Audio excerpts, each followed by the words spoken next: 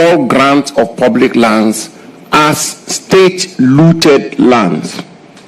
And as I say, I have in my hand here several state lands which were granted during the erstwhile NDC administration. Now, the question of prices of public lands was established, the formula for determining the prices was established as far back as 1995. So nothing has changed. It's been a formula that has been used since President Rawlings' time. The question is simple, and we just want the nominee to be clear on that. These lands which have been granted, will he classify them as looted lands, and those who bought them, will they be state looters? And the Commission of Inquiry, which has been promised by his party, will the Commission of Inquiry begin from 1993 up to date? And further so, will your government put a ban on the sale of public lands as you promised the Ghanaian people, not at market value? Will you ban the sale of all public lands in Ghana? Thank you, Mr. Chairman. Thank you, Chairman. Chairman, as we speak today, the guidelines for the sale of public lands, according to the Lands Commission, is that it is valued and then 25% of the value is what is sold.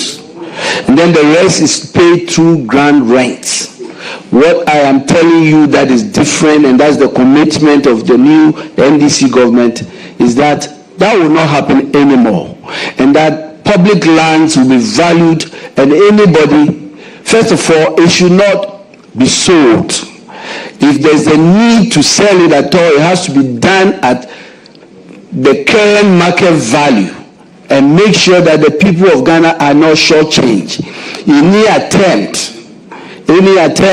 and I think that I have to also say that, Chairman, as you know, the President recently communicated that the sale of all state lands be put on hold, and that a thorough investigation, a thorough review is done. I think I am yet to go to that ministry. My task is that when I get the opportunity to go to the ministry, I'll get a chance to review all these lands and what has been done, and I'll be in that position to make very good judgment. But I can tell you what I will do. Every decision I made will be guided by what I just said. We cannot take decisions that will shortchange the people of Ghana, and I will do so. Thank you very much. Any further question? Thank you, Mr. Chairman. Mr. Chairman, I think that this obviously will be a matter that we will be following up on at the Assurances Committee of Parliament, because the commitment was to stop the sale of all public lands. Now we are being told, please, your question, value. Your next question. Yeah, Mr. Chairman, now let me take the nominee to the issue of mining in forest reserves. And indeed, the question of mining, illegal mining, has become a very topical issue in our country.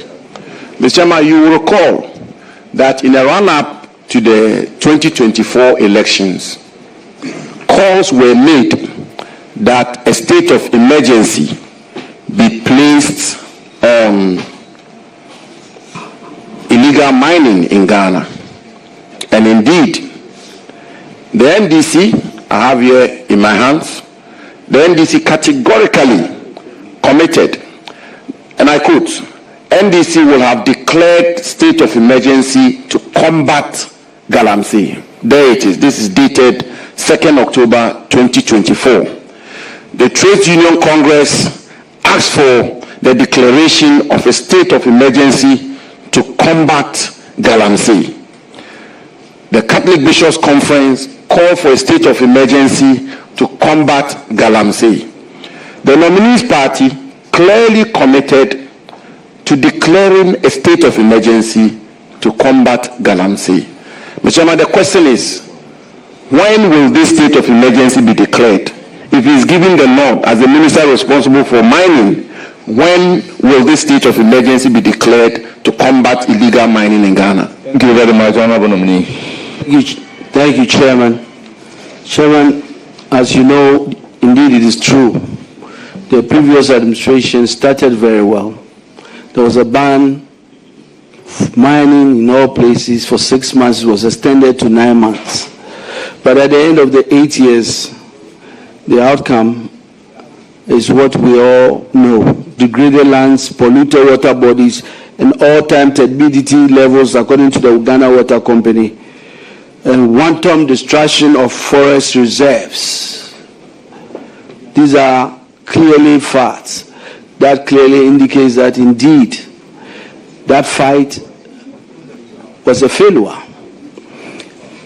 Chairman, I think that the question is for the nominee is asking me that a nominee who is here to go to the ministry should sit at the vetting committee to declare state of emergency. This is what I intend to do. Obviously, these are very grave issues. We are very committed to first ensuring, as you know, it is illegal for anybody to do mining on water bodies. Exactly what must be done to make sure that we stop with immediate effect mining on our water bodies. It is also very, very concerning that as we speak, our critical forests in critical areas has seen degradations that we have not seen in the history of our country.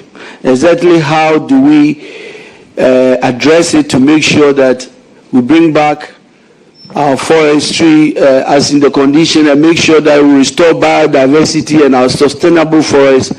That really is the reason why we as human beings will live. Those are very important matters that will really get my attention as a minister. A minister, when I get a chance as a minister, when you give me the opportunity, I will deal with this matter expeditiously with the urgency that they deserve.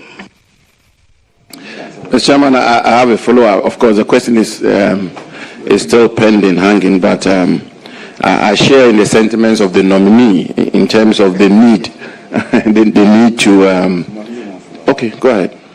A follow-up on I have a follow-up, but when you finish.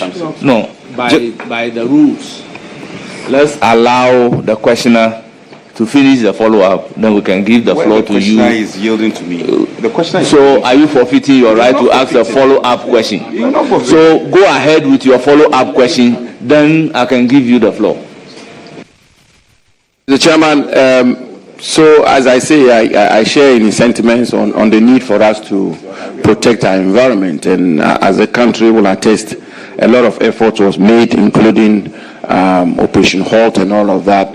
And some of the conclusions the nominee is come to are those that I contest in terms of how illegal mining was combated in the previous administration. But that will be a subject matter for another discussion. Mr. Chairman, you will see that on the 18th of January 2025, 8 people were killed and several others injured in Obuasi when there was a clash between illegal miners and the Ghana Armed Forces. Personnel of the Ghana Armed Forces. And indeed, on the 22nd of January, 2 other people were killed in Tano and Ria Forest Reserve. And as I speak to you, the Ghana Coalition Against Illegal Mining has called on President Mahama to declare a state of emergency when it comes to Galamsey.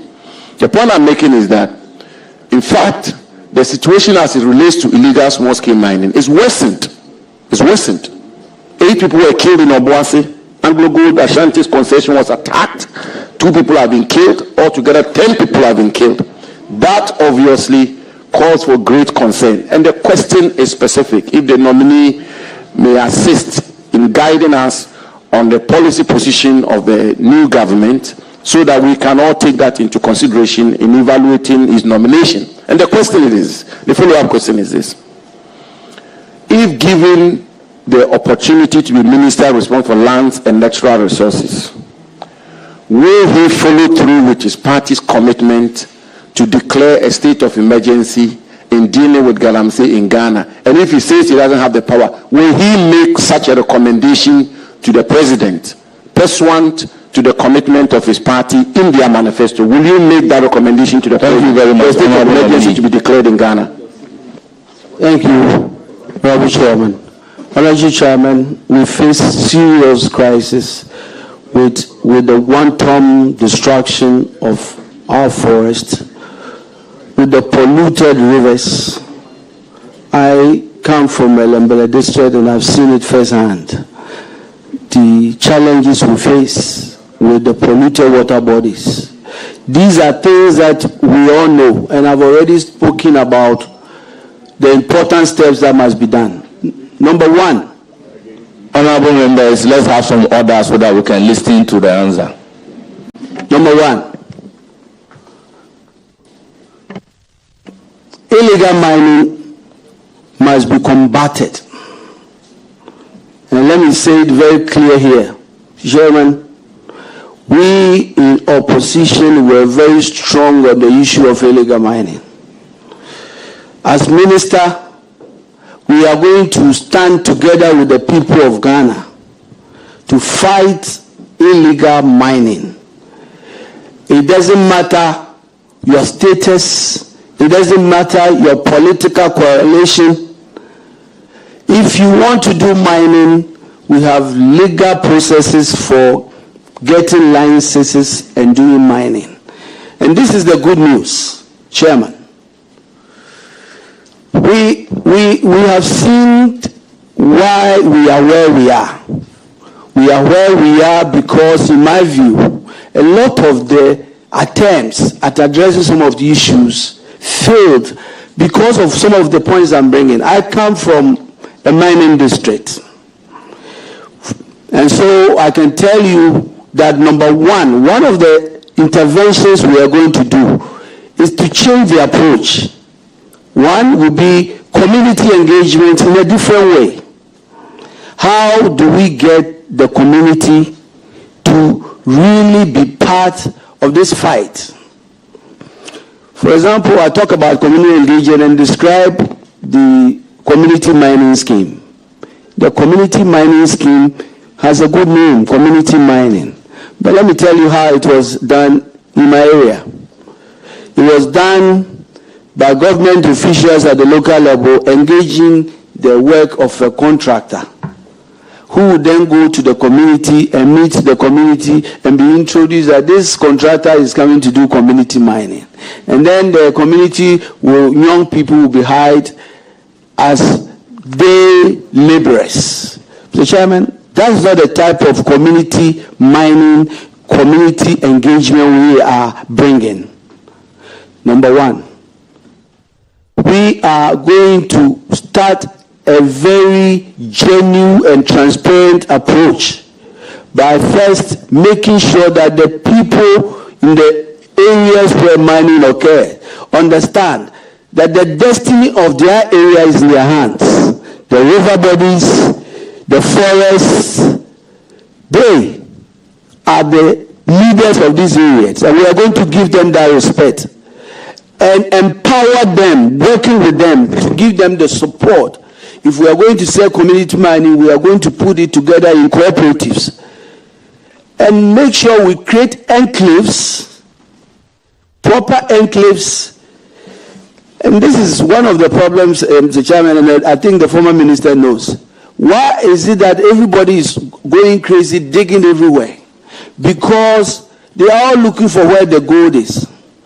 We are going to work with the Mineral Commission to make sure, working with the Geological Survey, to have geological investigation to identify mineralized areas where we can now focus attention in groups.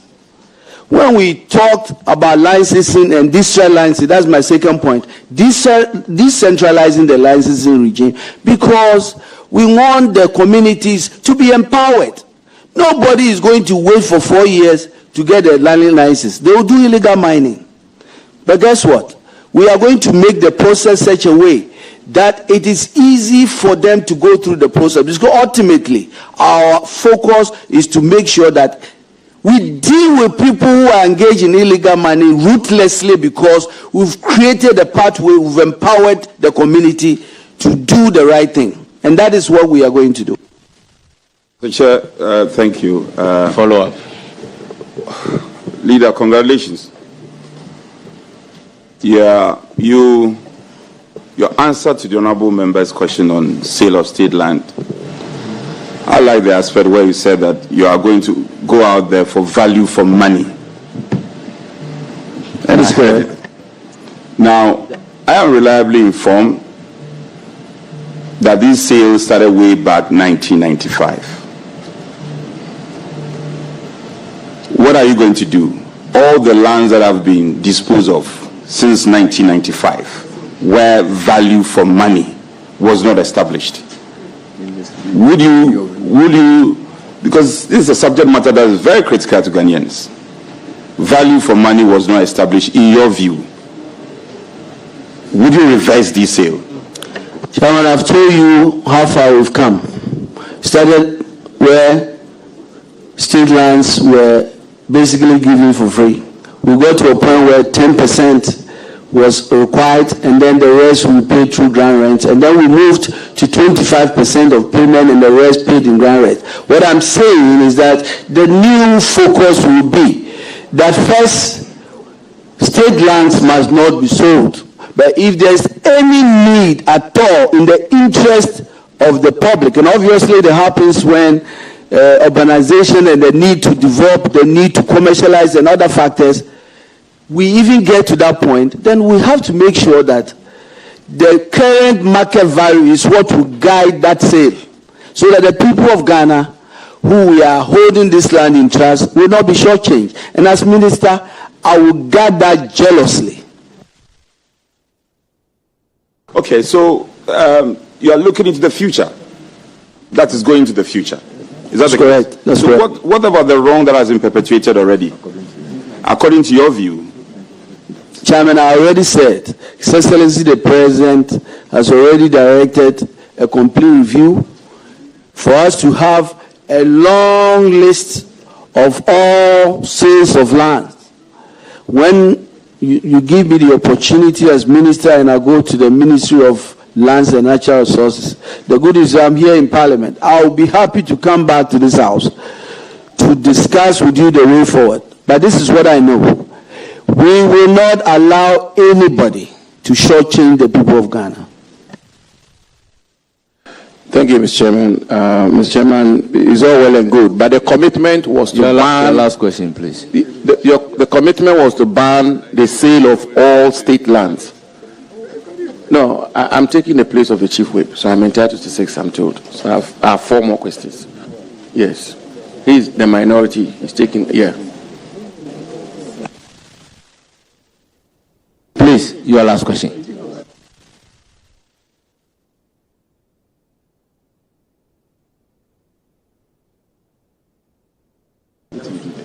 Honorable member, your last question. Let me place on record that apart from the ranking member, no other member has a right to ask unlimited questions. I do not want a situation where we set the rules and come here and break the rules. So if they want you to act as the ranking member, then please take the rightful position. But since you are not the ranking member, you are entitled to 3 substantive questions. Mr. Chair, just a point. He is the immediate past minister from the sector. And these are very important subject matter issues that are raised. And so, Chair, please, we have often disagreed to agree. I want to plead with you on this occasion. Let's find a way of dealing with this so that he can exhaust just a few questions left of. Please. Honorable members, I have been given his name as a subject matter committee member. And no subject matter committee member can go beyond 3 substantive questions. So please, ask your last question. If there is a need for supplementary, you can go ahead and do just that. Mr. Chair, if you look at the list I transmitted to you, the Honorable Abu Jinapor was not submitted as a subject matter. It was not. You can look at the list. That's his name. And then I did. Yeah, so you see my name attached to it. He's plan to represent me. That is the arrangement. So let him exhaust the Honorable member, minister. Honorable Chief Whip, very important matters. Honorable Chief Whip, he is entitled to 3 substantive questions. I would allow a supplementary question at my discretion. Please go ahead and ask your last question. Chairman, we still want to insist. We want to insist. You and I have engaged severally on same subject matter, particularly on this matter. Please. And you can see the Honorable former minister, will you go ahead to ask your question, or I give the floor to another person? He's eager. Let's settle this matter. Chair, with respect. With all due respect, will you go ahead and ask your question, or I give the floor to another person? Let him just 2 more questions. No, that cannot be. At least for nothing at all. He is the immediate past minister. He has just a few questions, and then he was exhausted. Chairman, please. Thank you, Chairman. Thank you for your consideration, Chairman. I'm very grateful. Chairman, the next question is on another very important matter which confronts the Ghanaian people. Honorable nominee, you will see that on June 20th, 2024, a commitment was made, and I quote, election 2024, I will ban mining in forest reserves if elected president. Mahama, end quote.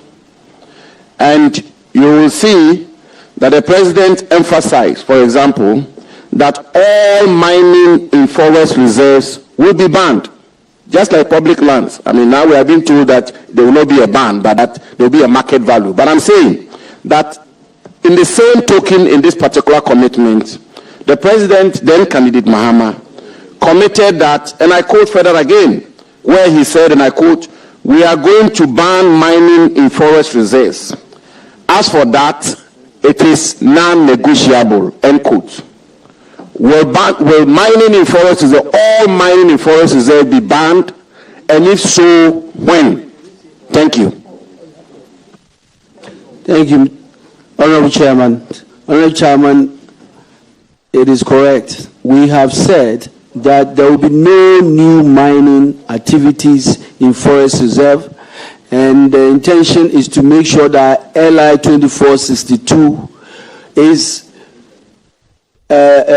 will be amended to make sure that this provision that allows mining in forest reserve is not in place. We will make sure that happens. If you give me the chance as the minister, that will be the first order of business, to make sure that there will be no new mining activities in forest reserve. We must stop the Honorable Chair, sorry. And that bleeding I'm very sorry I have to interrupt. Honorable nominee, sorry. Honorable member. The president, no, sorry, Honorable Chairman. member, with all due respect, it is not the answer that you want. Allow the nominee to answer the question, and if you have a follow-up, he missed the question. No, sorry, he missed the question. Sorry, he missed the question. So I'm just repeating the question. So the commitment, honorable nominee, I think you didn't get the question. The commitment was to ban all forms of mining in forest reserves. And I'll give you even a further quote when President Mahama was speaking at the Christian Service University in Kumasi, where he said categorically, and I quote, I will ban all mining in forest reserves because I believe that many of the trees in the reserves, which are more than 700 years old, are more precious assets than any mineral that lies beneath them, end quote. So the commitment was to ban all forms of mining in forest reserve, not new mining, was to ban all forms of mining. And the question is, will that ban come into effect, and when will that happen? That's the question. Thank you. Thank you, Chairman. Chairman, I was very excited about new initiatives that will help us to heal the wounds of our country. Our country is bleeding. Our forest, that is really at the heart and soul of our survival, has been completely devastated, damaged. And don't take my words for it. This is what the NDC intends to do. We are bringing 3 great initiatives: the Blue Water Initiative, which seeks to heal and harness the environment by turning areas degraded by illegal mining into hubs of economic and ecological recovery. That's what we are going to do. We are also going to do Tree for Life initiative. To reforestation will be intensified. We are not only going to focus reforestation only in the forest, we are also going to encourage afforestation across the country. Chairman, you know, we are going to really push for another policy of Restore Ghana to deal with the issue of Galamsey impacted lands and water bodies through a comprehensive land and water-based rehabilitation. These are things we are going to do to really address all the damage and heal the wounds. In the meantime, as we are doing that, we are going to make sure LI 2462 is no more, so that we can stop any further mining in forest reserve, and that's exactly what we will do. Thank you very much. Any follow-up? Thank you, Mr. Chairman. Mr. Chairman, I keep insisting on these policy commitments because they are absolutely important. People go to the polls, cast their votes based on these commitments, these policy commitments. And of course, I agree with the chairman that I cannot extract an answer I prefer from him. He is entitled to answer in a manner that he so wishes. But I think it's absolutely important. The issue of mining in forest reserves has become a topical issue in Ghana. The government of President Akufo-Addo, in which I was privileged to serve as Minister for Lands and Natural Resources, put in place a plethora of measures to cordon off and protect the forest estate of our country. And therefore, just as the government implemented a two-pronged approach of afforestation, reforestation, and protection of our forests, this commitment that was made by President Mahama, His Excellency President Mahama, it's a commitment which I believe the Ghanaian people would like to know from the potential prospective Minister for Lands and Natural Resources, who will have the mandate of protecting our forests. The President himself, Honorable Nominee, and you didn't make the commitment. The President himself made the commitment, categorical commitment, that all forms of mining in forest reserves will be banned. So, for example, you have GHOne Golden Rate Limited. Is that your question? Please, a follow-up question. Foundation but the foundation should not be a thesis. No, I understand, Chairman. Just a foundation, please. Mr. Chairman, please. These are very important matters for the Ghanaian people. It's important that we delve into them. For example, Mr. Chairman, GHOne Golden Ridge Limited has been mining in the Ajenjua Bepu Forest Reserve since 2010, Mr. Nominee. Anglo Gold Ashanti Eduoprim has been mining in the Nian Forest Reserve for years. Golden Star Wasan Limited has been mining in the Subri River Forest Reserve for ages. Ghana Bauxite has been mining in the Afua Hill Forest Reserve since 1940. Ghana Manganese has been mining in the Bonza River and Nian Forest Reserve since 1916. A lot of mining is taking place in our forest reserves, and the contribution of these companies to our national economy is known to all of us. Will the promised ban of all forms of forest, of mining in forest reserves, be effected? And if so, when? Thank you, Chairman.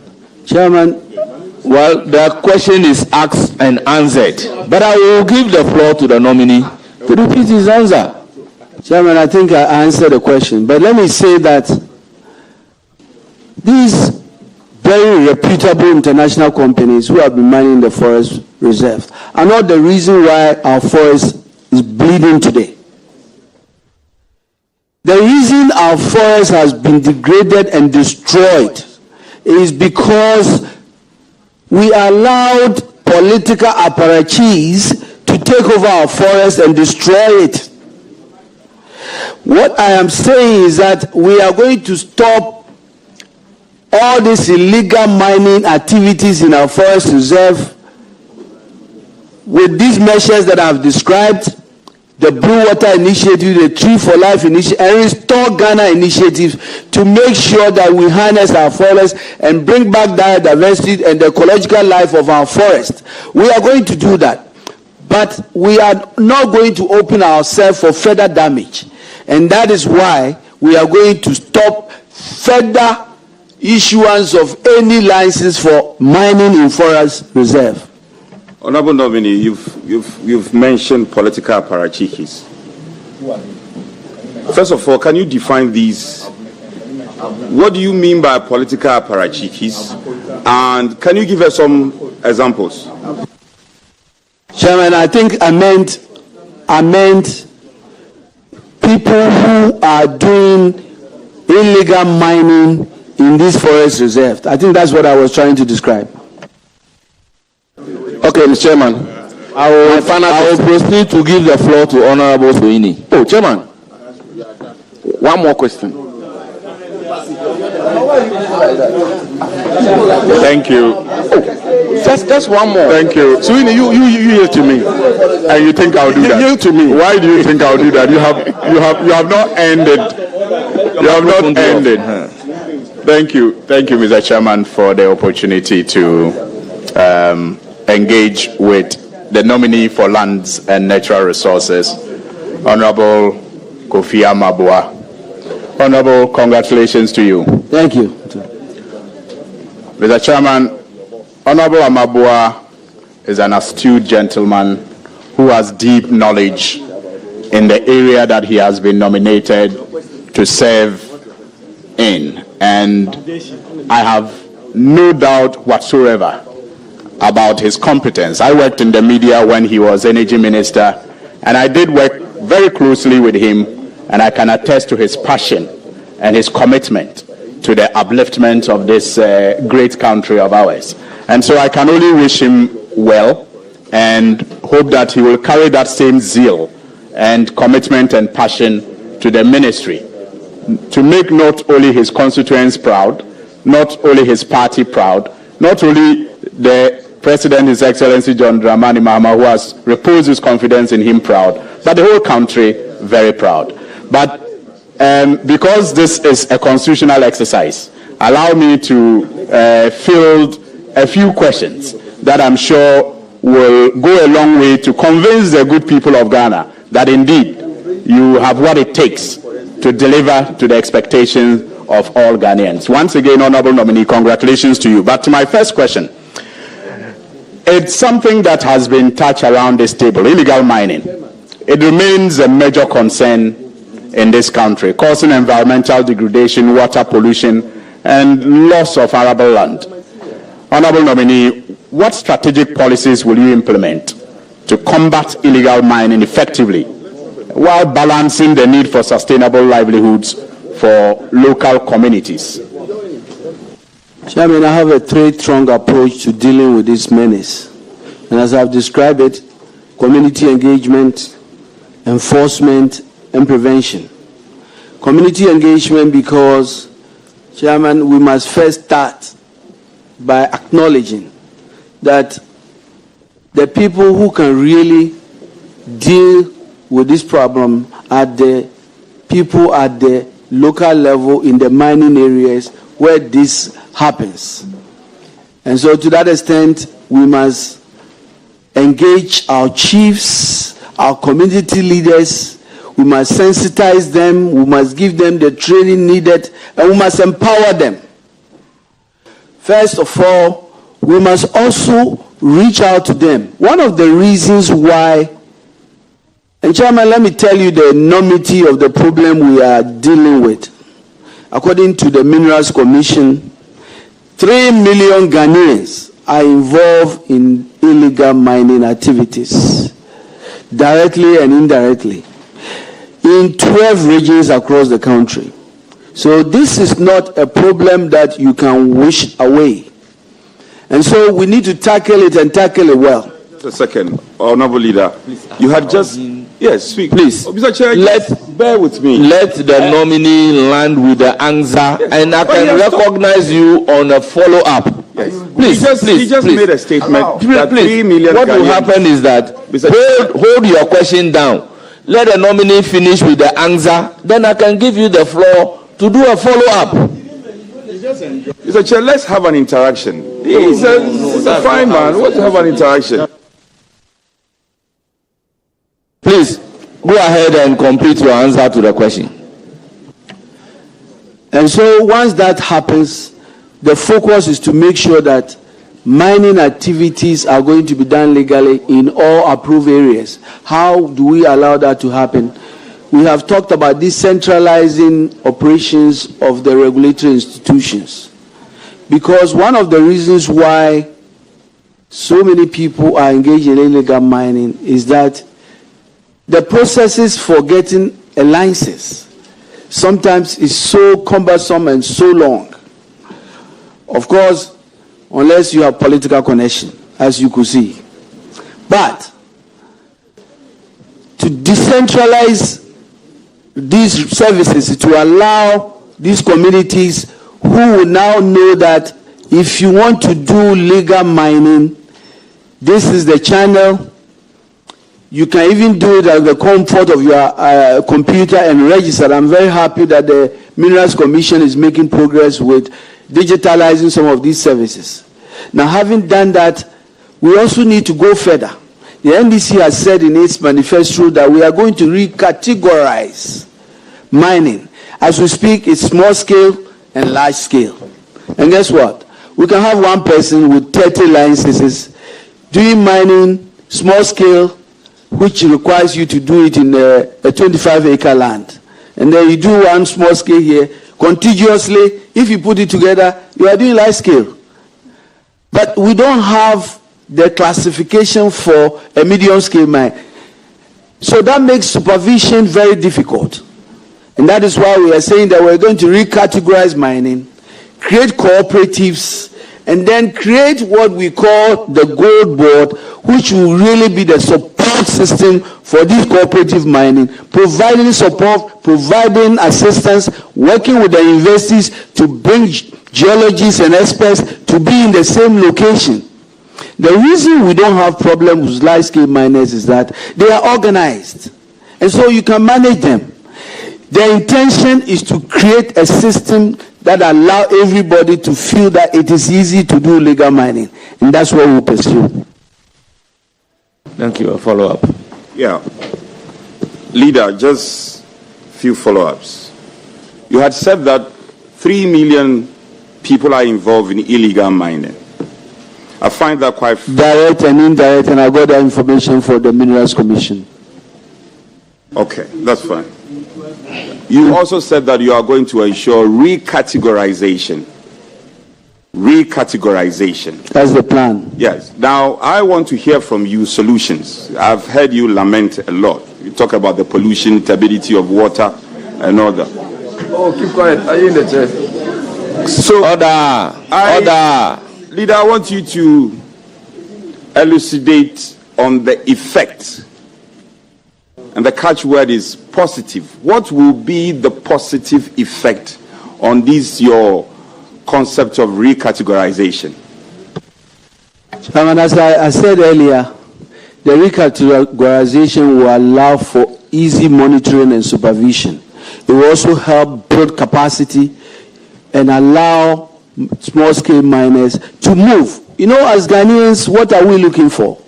We are looking for the day where we don't even need foreigners to come and do large-scale mining. This process is also going to help build the capacity of small-scale miners moving to medium-scale and then to large-scale. We must indigenize mining by building the capacity of our own people. But Leader, are you saying that the recategorization will ensure good monitoring? I don't get the logic. Can you explain? How would that ensure good monitoring? I think, as I said, what it does is that it reduces the number of licenses. I said that as we speak, the small-scale mining licenses. I know that so many people who are doing small-scale have about 20, 30 licenses. And they are mining. You know, the requirement is that if you're small-scale, you have 25 acres of land. I'm saying that they have the capacity. They have big machines.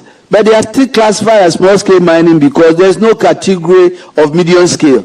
And they are all over the place. And so we can't supervise them. The other thing is that I talked earlier about making sure that we support the geological survey to intensify geological investigation to identify mineralized locations. once we know where the gold is, you know, the people won't be digging in water and everywhere. They will all be where the gold is. And that is the plan. And once we do that, there's a lot of advantages of scale that we will get. Just this. You see, leader, with respect, let's not reinvent the wheel. This statement of strengthening the geological department, Chairman, just a minute, strengthening the geological department for you to give a confirmation of where the gold is. That has been done already, with respect to you. That has been done by our country. So what we want to hear from you with respect, you are rehashing what has been done already. Leader, with all respect to you, I'm not asking this question to question your competence, but I'm telling you that has been done. What is the solution? Prefer solutions rather than telling us what has been done already. Thank you, Chairman. Chairman, I take this vetting very seriously. So that when I got the opportunity to be nominated, I spent 9 hours with the Ministry of Lands and Natural Resources. And as I speak, I have even the experts, or some of them with me. I have been told, for example, by the Geological Survey that if he talks about some of the projects, right, as you speak, Minerals Commission has given them one project, which costs about 10 million, and another one, they are doing 2. They are saying that if they can finish 12, then we can make a lot. So there's a lot of work to be done. And so I'm not speaking out of just the blue. I'm speaking because I had this fast from the experts. Thank you very much. Any further question? Yes, Mr. Chairman, I'll just do a follow-up on the question regarding the recategorization. Honorable nominee, is it the case that the idea of the recategorization is to make room for how our small-scale miners, quote and unquote, have now gotten increased capacity? Because the understanding of small-scale mining, as it was then termed galamsey, was head pan and shovels. Now you have people with excavators, big earth-moving machinery, supposedly engaged in small-scale mining. Is it the case that this recategorization will capture such miners appropriately and regulate them just as the big mining firms are regulated, and even create space for those who want to engage in what is real small-scale mining, for more community mining to get involved? Is that the idea? Chairman, I couldn't have said it better. Thank you, Chairman. So is any further question? I don't have a second follow-up. No, you don't have right for a second follow-up. Okay. Substantive question. All right, so I'll move on to my substantive question then. The lease of state lands, it's a big issue in this country, and it was discussed earlier around this table. And especially when they are leased to political allies. In the not too distant past, we saw how the Akufo-Addo administration did this rampantly, indiscriminately. This question is allowed? Yes. There are many examples that have been discussed, and Mr. Chairman, when the former minister was here, he was flashing a document that he said came from his ministry with about 100 and something people who had lands. Nobody. Please kindly proceed to ask your question. Yes, that's all. But address the chair and proceed to ask your question. Mr. Nominee, we do know that some high-profile officials of the regime have been accused of acquiring these state lands. For example. Now, what is your position on this, and what action do you plan to implement to protect these and many other state lands that are yet to be encumbered? Thank you, Chairman. Chairman, as I stated, His Excellency the President is very passionate about this issue. He has already directed the sale, lease, and possession of all transactions involving state and public lands. Pursuant to this directive, the Lands Commission has been directed to compile a comprehensive report. Chairman, if I get the opportunity, would you help to become the minister? I intend to study that report and advise the president appropriately for the right actions to be taken. Mr. Chairman, a follow-up on this one. Honorable nominee, things may appear similar, but not the same. When we talk of land acquisitions by state officials, you often hear conversations suggesting that it started in 1995, 1993. But we know that government had a rezoning policy, which rezoning allowed 4 parcels of land to be allocated through proper regulations and appropriate compensations paid by officers who acquired these lands. Can you tell us the difference that you notice in the implementation of this rezoning, where in the past, say under President Mills, under President Rawlings, some state officials may have led in allocating state lands, and what we witness in the just past administration? Things may appear similar but not the same, being the guiding principle as you answer. Thank you, Chairman. Chairman, indeed, there are all sorts of, I think about 5 categories, different categories. I think the main one that always becomes an issue for our discussion has always been lands that are acquired by the state, compulsory acquired by the state, paid for a particular purpose. But over the years, the particular purpose for which that land was acquired has changed. So the land is not used for that particular purpose. And then the circumstances change that there has to be a new use of that land. Now, it has been done under the Mills, and a lot of transparent processes were done. I think that is really what we are talking about. But I think the very important point that I made, and I'm going to make it, as a minister, and this is my personal view, as land minister, I see something fundamentally wrong for me as a minister to be arrogating to myself lands that I've been given the opportunity to supervise. That's my personal view.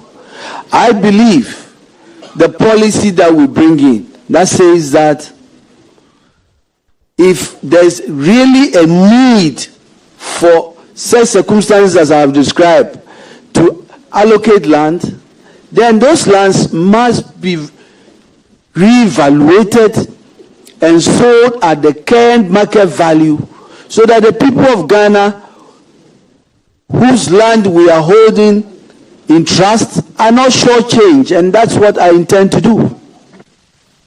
Thank you very much, Honorable Nominee, for that assurance. That difference needs to be established, appropriate compensation especially.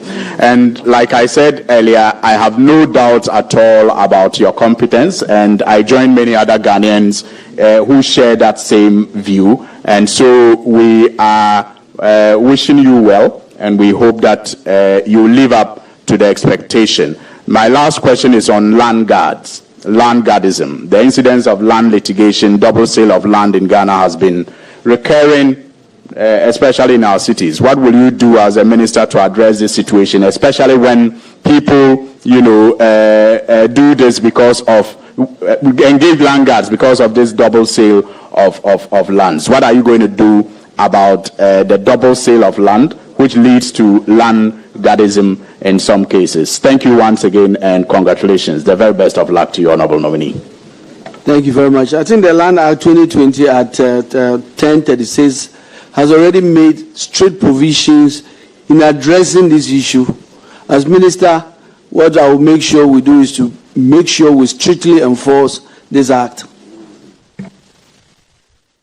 Thank you very much. I will proceed to give the floor to Honorable Amprechum.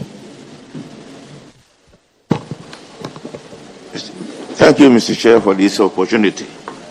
I would like to create your indulgence and defer the opportunity given me to the immediate past Minister for Lands and Natural Resources.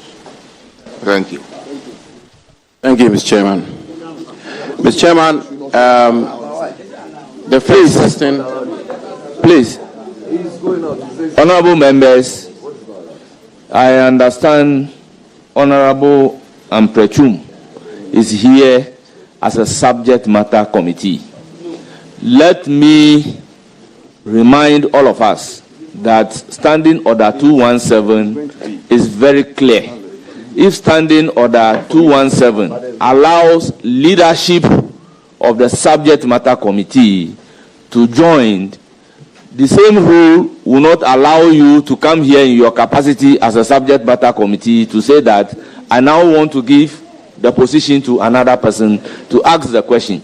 So, Honorable Amprachum, if you do not have any question to ask, I will proceed to give the floor to another person.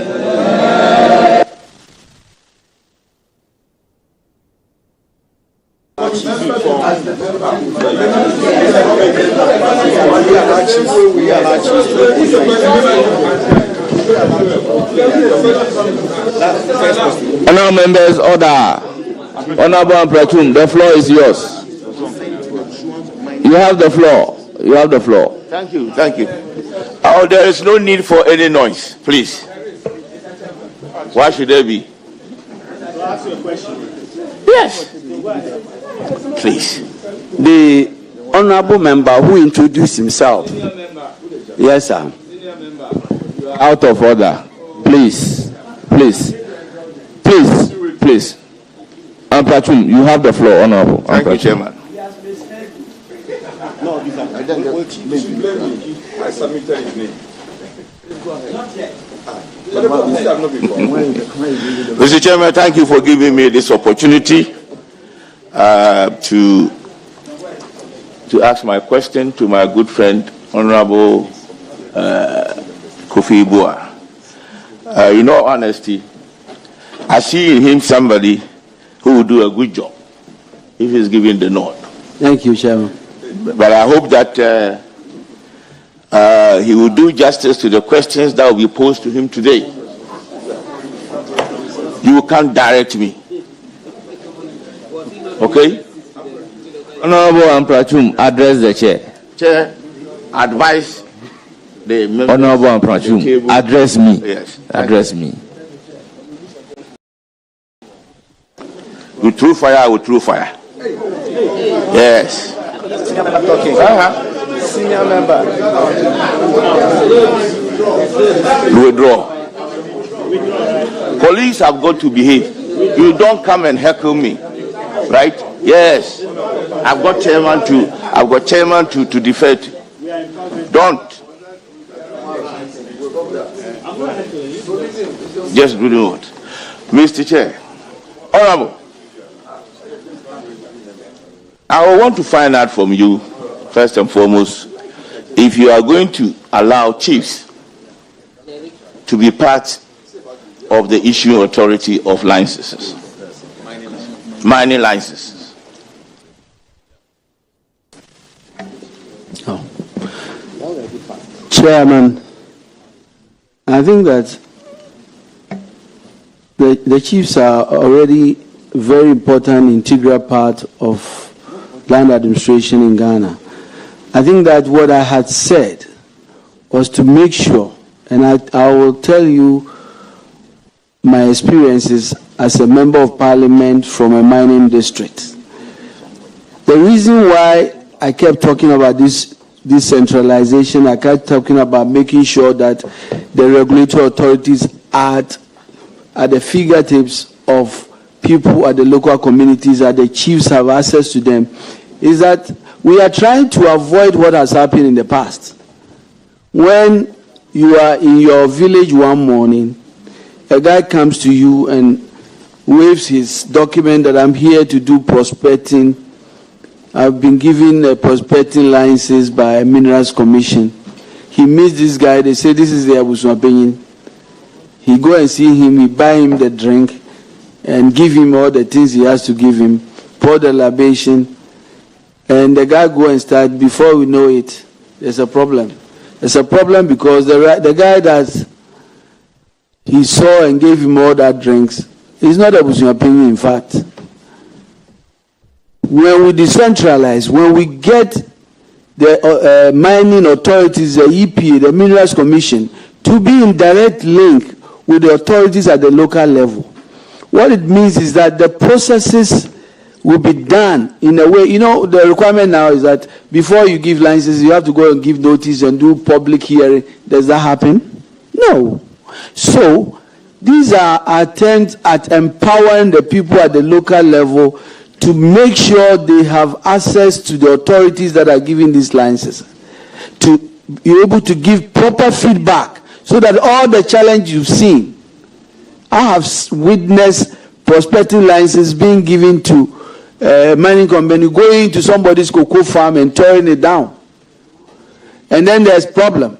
These things will help. But more importantly, we are also doing that to empower the people at the community level, saying to them, you are very important in this process. We are not going to do anything without you.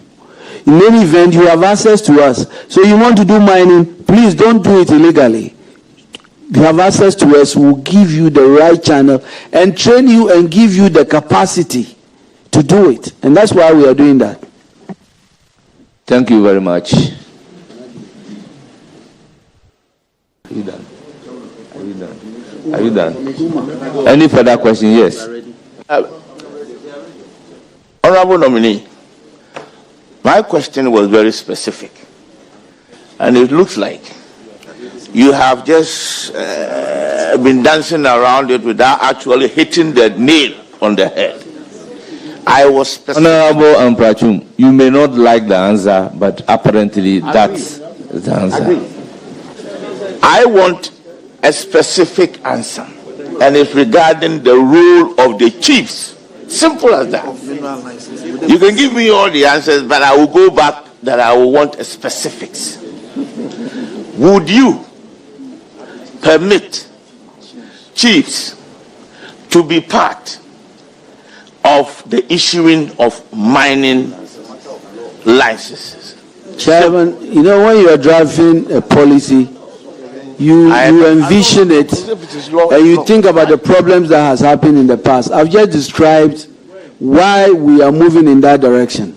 I believe that it is obvious to me that if we are setting up a local board or authority at the district level, key stakeholders will be part, and obviously chiefs are key stakeholders, so that the thing will be done. But we've not gotten to that point yet.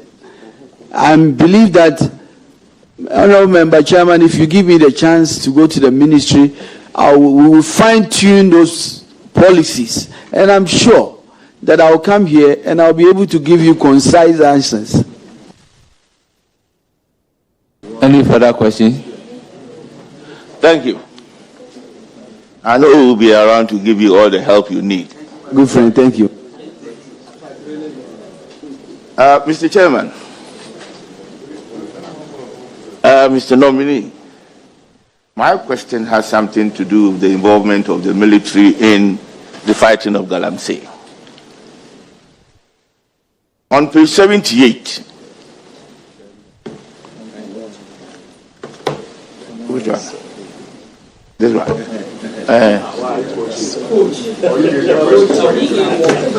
What is wrong? What is wrong with it?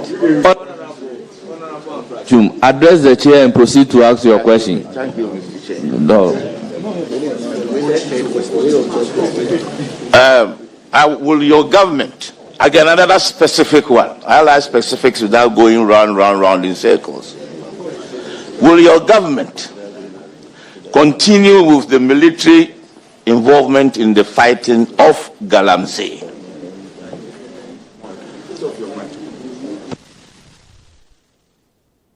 Thank you, Chairman. I've already described the enormity of the challenges we face. We are already aware of what has been happening with the effort by the security service, especially when it comes to our polluted waters. Today, as we speak, the state of our rivers It's nothing to write home about. And the police and the military has played a very critical role. If I get a chance as a minister, we are going to evaluate the new program. For example, I have very new, exciting ideas about what to do with the protection of our water bodies. Because one of the problems that I got to know was that it's not cheap to get the military to continue permanently in these locations. So they will be in a place. It used to be that they will come in the place and clear everybody, and for 6 months nobody will be there. Now they come, clear, and they go away, and within 1 month they are back. So we have to think about new ideas. Some of the ideas has to, we have forest guards. What about forests? What about water guards? So these ideas are going to be thought through, and we are going to come out with creative ideas to make sure that these matters, that goes to the survivor. And these are very important. For example, I was thinking about the creation of water guards who are going to be trained to understand that this is not some security job they are going to do, that they are going to fight for the soul of our country. That's our water bodies. So these are very important, but we are going to do that and really make sure that we address these comprehensively. Thank you very much. Is there a follow-up question? Do you have a follow-up? Yes, Mr. Chair. On the last question regarding the use of the military to fight Galamsey? Yes. Very well. Mr. Chairman, Honorable Nominee, it seems I'm getting a bit impressed with your mention of the water guard. Water guards, yeah. So the issue of Galamsey, the issue of environmental deprivation, the issue of the water problems, that is something that is very dear to my heart. And you mentioning the probable introduction of water gas is something that warms me. I hope you will be able to develop the concept and be able to implement it. With your support, I'm sure we can. Yes. Thank you very much. I will then proceed to give the floor to Honorable Toffee.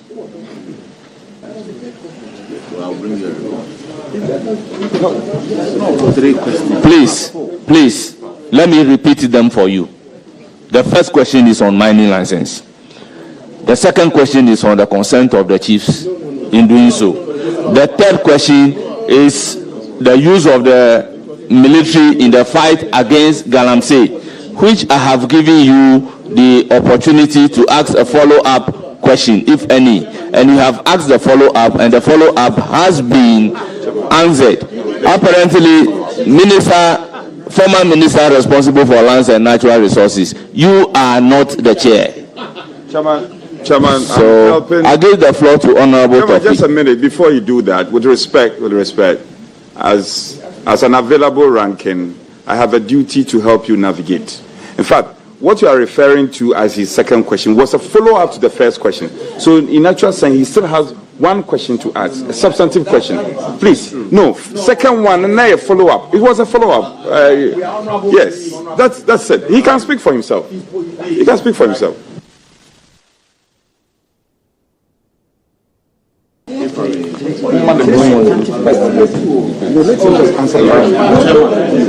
Chairman, let him ask the last one and then that's it. He hasn't ruled. Not dragged. I have given the floor to Honorable Toffee. You have the floor. Chairman, with respect, we will not challenge your authority here. We will accept that with the understanding that Honorable Amprichum has one substantive question to exhaust, because his follow-up, the second question was actually a follow-up to the first question. So he still has one substantive question to ask, and we want to respect your directive. So let him exhaust it, and then we can go ahead. We have nothing against Honorable Fote. I'm not challenging. I'm just suggesting to him. He has the definite ruling. Honorable Dorcas Toffee, you have the floor. So we'll come back and you do your last. Thank you, Honorable Chair. I want to congratulate Honorable Nominee. To me, I know he will deliver to make our country proud and some of us are so proud. So I want to congratulate him in advance. Thank you, Chair.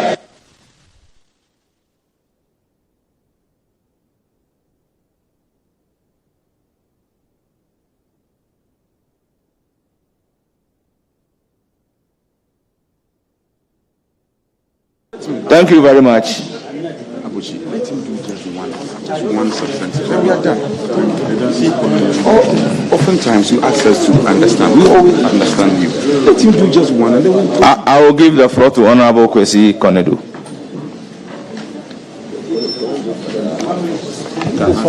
let me ask you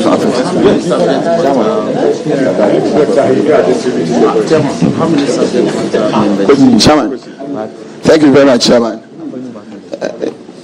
Chairman, I'm starting. This will be my first question, so I would want you to take notice of it. Honorable Leader, congrats. Honorable, just a minute. Chairman, let me make a suggestion to you. In order for us to get clarity on the type of question, it's important we allow our colleagues to indicate. This is my first question, substantive. Second one, this is my follow-up question, so that we get clarity on it, because we are not being fair to Honorable Amprichum. So proceeding forward and taking lessons from that, Honorable Kwesi Konedu, indicate to the chair and the committee questions that are substantive and those that are follow-ups. Chairman, thank you very much. Chairman, I think I have made an observation, and that is that, for instance, today, we don't have the Honorable Member Apiaje here. We don't have the Honorable Ranking Member, the Honorable Apenyomakin here. Now, I see that the minority would come and say that they want somebody to replace. They will come before the committee. Please, we were in a meeting this morning. I didn't see you. Chairman, I think that practice must be stopped. When a member is absent, he cannot be replaced. Please, let me make, because replace, please. Can I finish? Chairman, with all due respect, Chairman, with all due respect, Which standing order?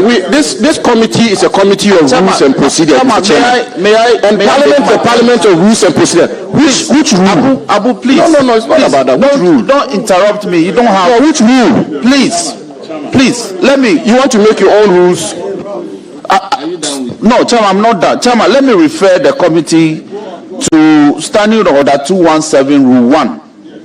The Appointments Committee comprises the First Deputy Speaker as chairperson, Minority Leader as ranking member, the Deputy Majority Leader as vice chairperson, the Deputy Minority Leader as deputy ranking member, and the following other members: A. Majority Chief Whip, B. Minority Chief Whip, C. 5 other members selected based on the numerical strength of the parties in Parliament.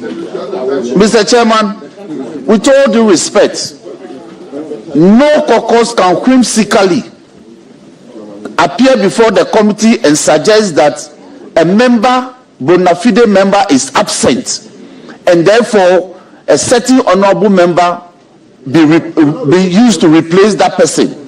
The only practice which we have adopted is that because the subject matter committees are in the process of being constituted, leadership of the caucuses are mandated to submit names of leadership of those subject matter committees to chair of the committee for purposes of posing questions.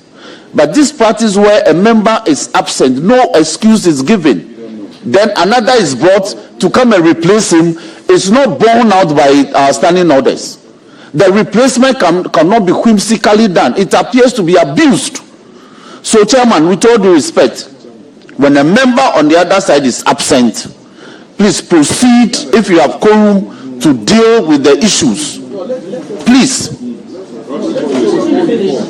Chairman. Thank you very much. Chairman. Honorable members. Chairman. This is a house that we always say we are masters of our own rules. We are guided by the practice and convention. I believe strongly, we all know, that when our leaders are not available, we normally have available leaders to work in place of that particular leader. So that is what exactly is happening today. So with all due respect, can we make progress? Let us not use this to truncate. Honorable Akwesi Konebu, you have the floor. Please, you have the floor. You have the floor. Chairman, thank you.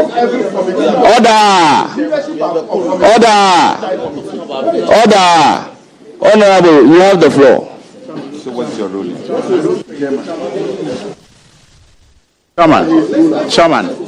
Chairman, respectfully. Honorable former minister, you cannot be asking the honorable member having the floor to hold on. Please, Honorable Konedu. Chairman, respectfully. Chairman, proceed with your question. Chairman, respectfully, can I make the appeal? The mic was not working, so I was not asked to move on. That is what I want to make the appeal? Chairman, thank you very much. Chairman, this is my first question, and I would like to lay the basis for the question so that my honorable former leader would appreciate the question. Mr. Chairman, on page 78.9 of the NDC manifesto, you say that you provide a predictable regulatory regime and build confidence for local and foreign investors. Our Minerals and Mining Act of 2006, Act 703, has been hailed as one of the best laws globally in terms of certainty and predictability for investors. And one of those certainties is that when you conduct exploration and you abide by all the mining laws, you are entitled to the grant of a mining license. That is section 39(2) of Act 703. Now that we are familiar with this issue of a company that explored for lithium for over 10 years and eventually made commercial finds and was granted a mining lease in accordance with our law, the SWAL NPP administration went on further in negotiating for an enhanced terms outside the law, and I would want to state some of this. An increment in royalties from 5% to 10% to the benefit of Ghana. An increment in government's free carried interest from 10% to 13% for the benefit of Ghana. And an additional interest to be taken by the Minerals Income Investment Fund. A mandatory provision for the company to list on the Ghana Stock Exchange, which it complied with. Altogether provided for a minimum of 30% Ghana participation in the exploration of lithium, making this provision as one of the greatest values in terms of our mining license negotiations and grants. And now my question: despite all this, you opposed it. How are you going to ensure that investors that have invested in the exploration of mining and minerals in this country, their concessions will not be taken away from them, but they will be granted necessary leases and permits to mine in accordance with our law? Thank you, Chairman. Chairman, I think the premise of the question, I am aware that this came to Parliament and it was referred to the committee. I don't recall that the committee came back with a report that was opposed. Any further question? A follow-up. Yes. A follow-up. Yes. Mr. Chairman, thank you. Yes, it was referred to the committee. Same as this committee is working for the totality of Parliament and present a report. So if it was halted at the committee level, it's still a halt to the investor confidence that they would have. regardless of the fact that referral was made to the committee, how are we as a house and the government going to help that investor confidence, whether at committee level, governmental level, will be assured, such that when they put their money in exploration and abide by all the rules, laws governing mining in Ghana, their leases will be granted for them? Chairman, I was the former energy minister, and I was very aggressive in making sure that when investors express interest in exploring oil, we negotiate, follow through, and make sure those are approved. And that's the record I have. You were in charge of government business. I think your responsibility was to have brought the agreement back from the committee. And so to say that what happened there, but I'm simply telling you that there was no report that was debated and defeated on the floor of Parliament. But this is what I would say. When it comes to new minerals, Chairman, my strong view is that Ghana must really win in new negotiation for our new minerals, and that will be a paradigm shift in some of these agreements to ensure that, yes, we've held some of these old minerals for a long time, but the new minerals, we must focus on value additions in our country and make sure that we can really get, Ghana can win bigger than we have before. That's my view on it. Thank you. Mr. Chairman, I'll move on to my second question. That is so. Mr. Chairman, sustainable forest management activities, and in current terms, the global trend towards carbon trading makes it very, very important for this country. And looking at how sustainable forest management is plagued with inadequate governmental support due to budgetary constraints, what will be your approach at finding sustainable financing for natural resource management in terms of both the forest and wildlife management, bearing in mind the passage of Act 1113, that is the Wildlife Management Resource Act? Chairman, I think that's a very, very important question. There's a lot of money on green efforts, climate change mitigation efforts. And I think that as a country, we must be seen aggressively doing things to protect our forest reserves and adding new forests. And that is why I have described some of the big initiatives that I have described. Tree for Life initiative, the Restore Ghana initiatives that is intended to restore our forests and bring biodiversity and ecological life. These efforts will let us attract more funding and make sure that Ghana will have an advantage.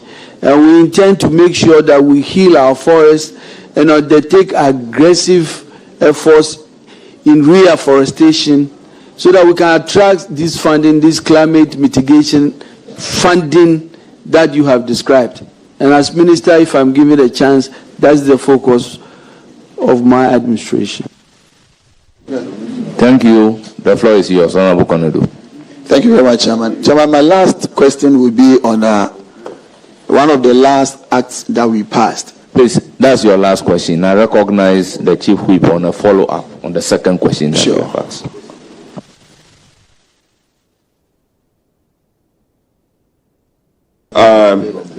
Leader, just a quick one. The carbon trade concept and the Red Plus concept, I have told last year, it enabled the raking in of a lot of dollars into our country because of our ability to position ourselves as a country to buy into that concept. And you rightly spoke to deforestation and its attendant effect. What is your appreciation or understanding of the Red Plus concept and the carbon trade concept, and how will you be be able to appropriate this efficiently when you are made the Minister of Lands and Forestry? Thank you, Chairman. I think these climate mitigating measures has a lot of advantages. I've already described it, and you have described one. As Minister, we will take all the steps, getting the advice of experts to make sure we position our country to take advantages of all of these funding sources.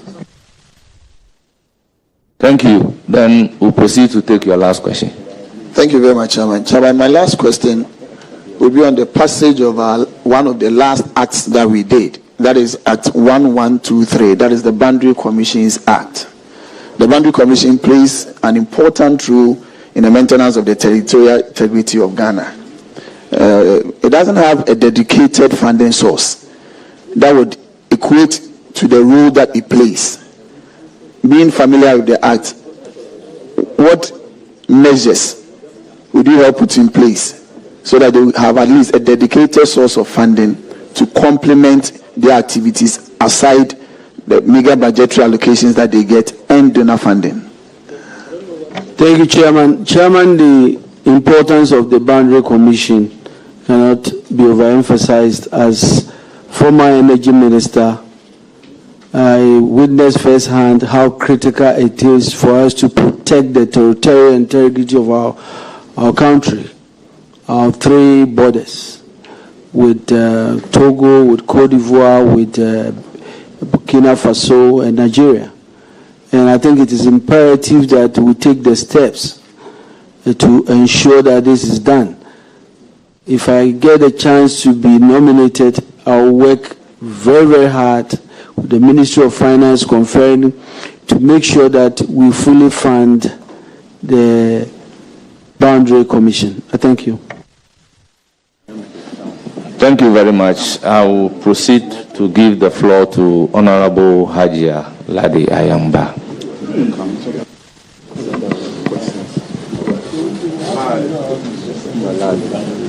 Thank you very much, Mr. Chairman.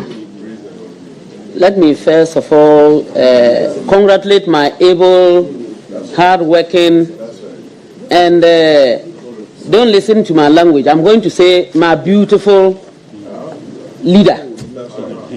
Congratulations. May Allah guide and protect you. Thank you.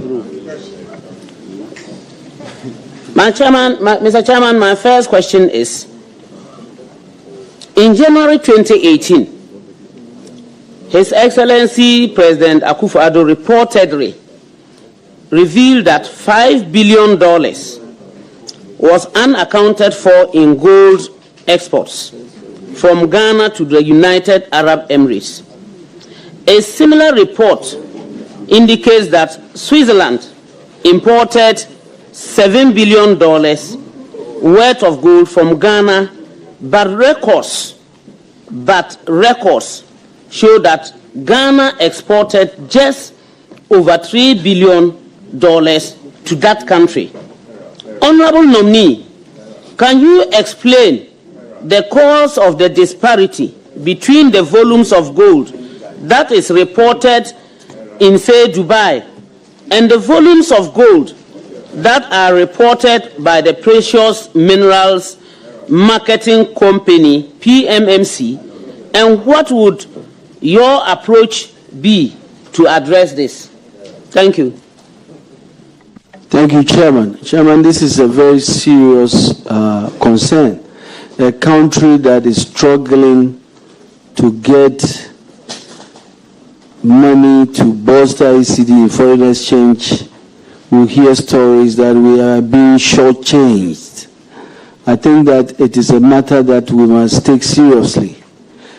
Chairman, if I get a nod as the Minister of Lands and Natural Resources, this is a matter I'll take up seriously, working with the Ministry of Finance, working with the security agencies to basically follow the custody issues from the mines all the way to the last point and in between, and make sure we revisit the strict accountability process and the sanction regime to ensure that this does not happen to our country.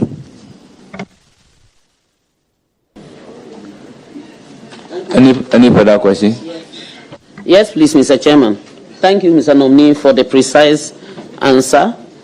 Mr. Chairman, my second question is, how do you intend to address the recurring clashes between indigenous communities and large-scale mining companies, as was recently witnessed in Obuasi, and were the victims mining when they were killed?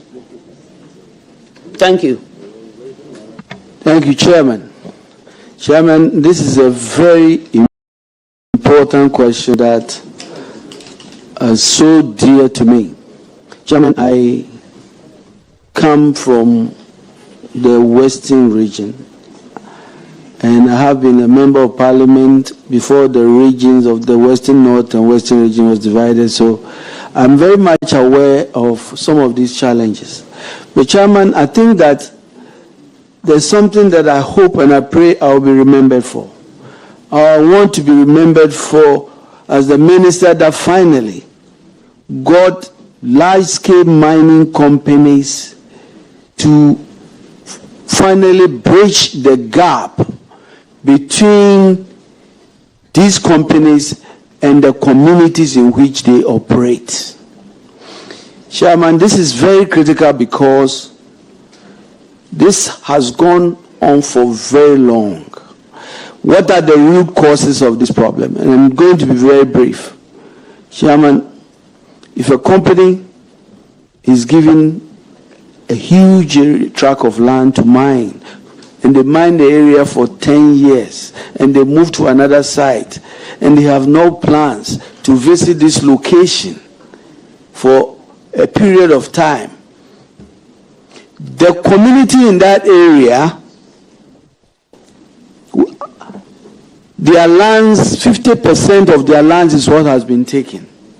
It used to be before that mining, that's where the farming, that's where food crops were produced. And then they get to a point where they say, we can't, we have to survive. Give us an area for us to also engage in mining activities. And then that's where the problem starts. Chairman, I think that it calls for an engagement and an understanding. It all starts with how this whole mining process starts. The belief that somehow when you get to a license in Accra and you go to the communities, that is it, and all the powerhouses in Accra must change. Mining companies must work with communities for them to believe that they have the social license at those grassroots level, and they give them the respect and they will engage them.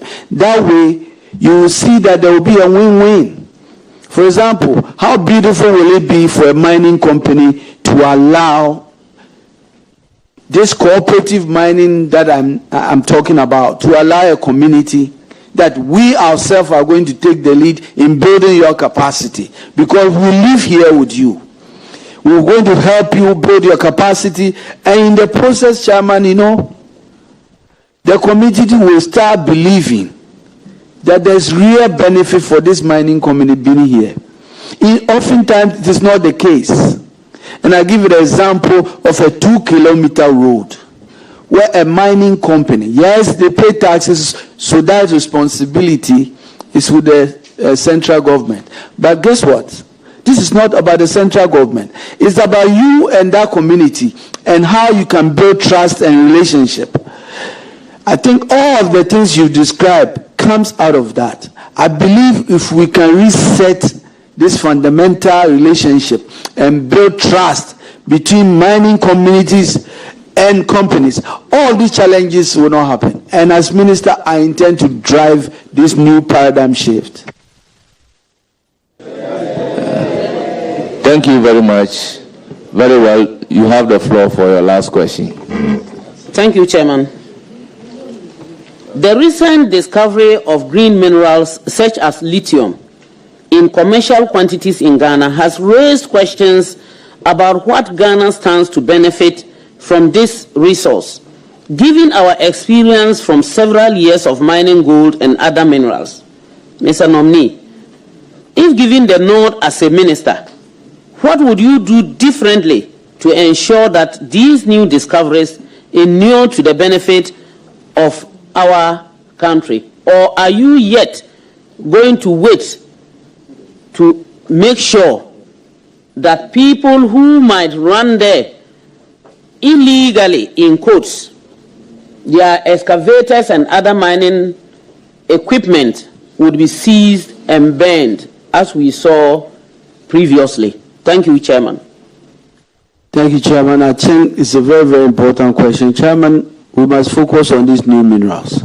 But we must have a new mindset when it comes to new minerals.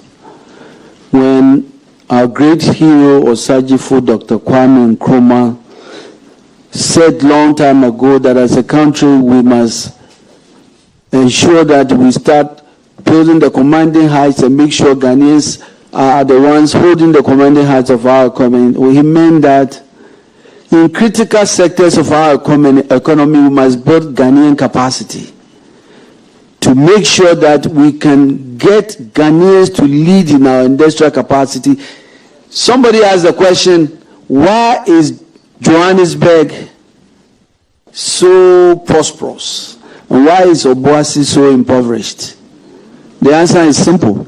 Chairman, the reason is because the people who are mining in Johannesburg are all in Johannesburg and investing the money back.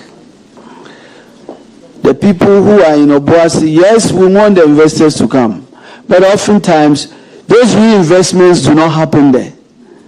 I think that in going forward, that is what should be our mindset.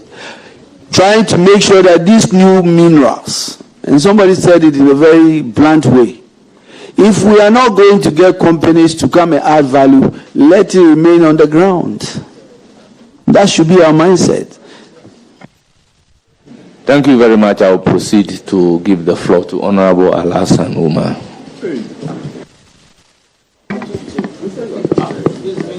Thank you, Chairman. Thank you, Chairman. Mr. Nominee, congratulations. Thank you. From the responses, eloquent, and the precision of answers that you provide, I'm confident and believe that there is certain agenda of President Mahama will really come to pass. And my question is a follow-up on the licensing regime. And Chairman, if I may take your leave to cite or... Yes, Chairman, I have a news item from GHOne News. And it says that this was reported on the 24th January 2025. More than 100 mining-related licenses issued in the final week of Akufo-Addo's government. And the reporter is Anthony Menu. Now, if I look at that month, January, you have first, January 2025, 67 licenses were issued. January 2nd, 11 licenses were issued. January 3rd, 19 licenses were issued. January 6th, please, 5 you have mentioned the total number of licenses. Proceed to ask your question. Thank you, Chairman. In all, you had over 102 licenses issued in just 1 week or 3 weeks, last week of Akufo-Addo's government.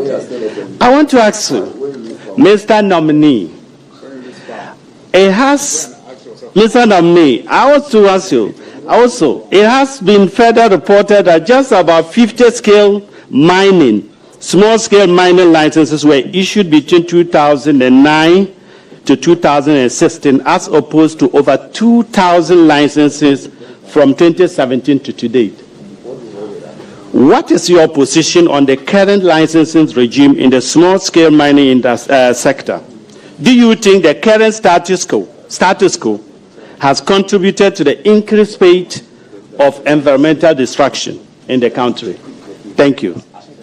Thank you, Chairman. Chairman, when I get the opportunity to be approved as the minister, my intention is to undertake a holistic review of the licensing regime. I've already talked about how there's so much duplication in the issue of licenses. I've talked about one individual who will be holding almost 50 licenses because he has not been classified as a light scale and he going to continue to do mining. So he's doing mining in contiguous area, and if you put it all together, he's probably close to light scale mining. We need to look at this recategorization. We need to do a holistic review of this licensing regime to address the issue you've brought about.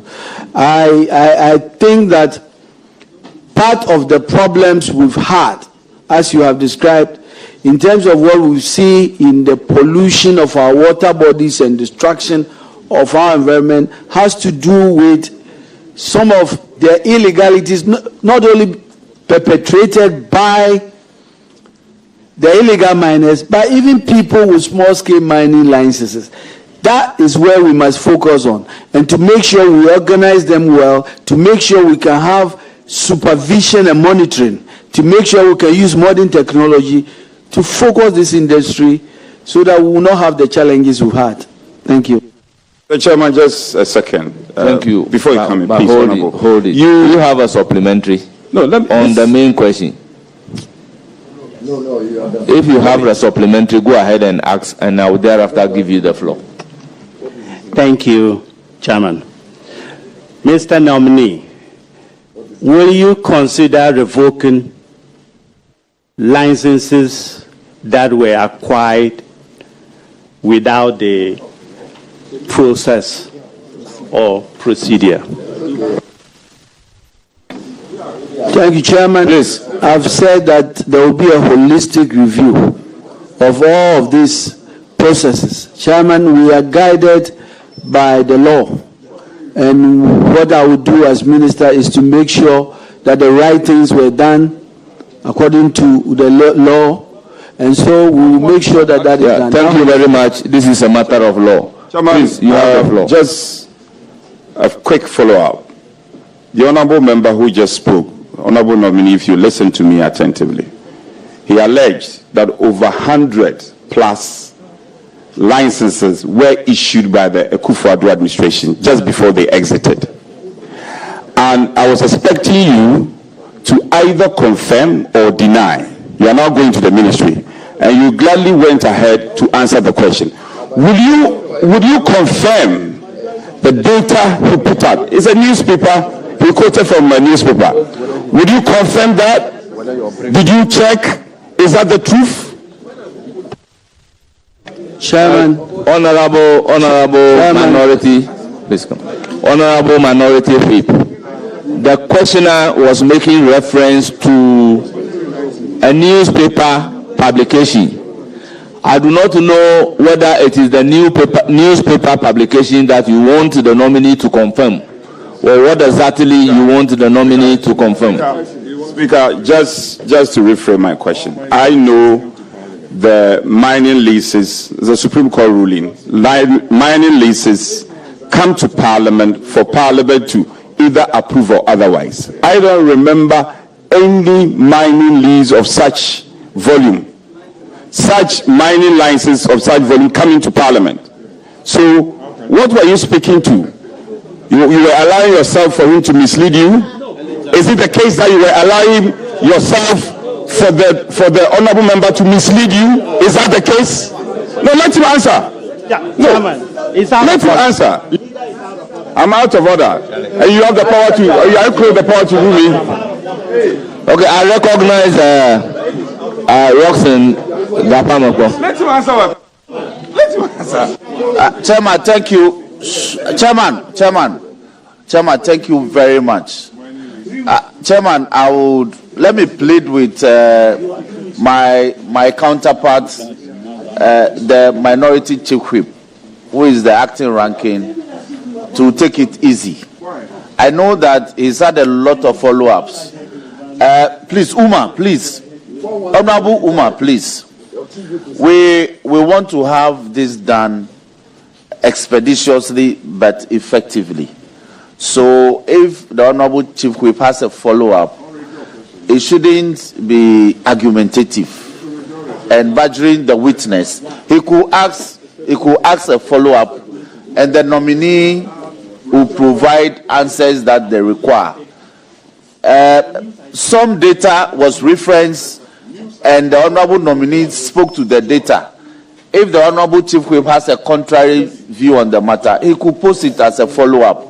So this can be done in a more quieter manner. I plead with you. Chairman, yes, indeed. Well, we want to refrain. Yes. Okay. So, indeed, we want to do our work. But this is a House of Records.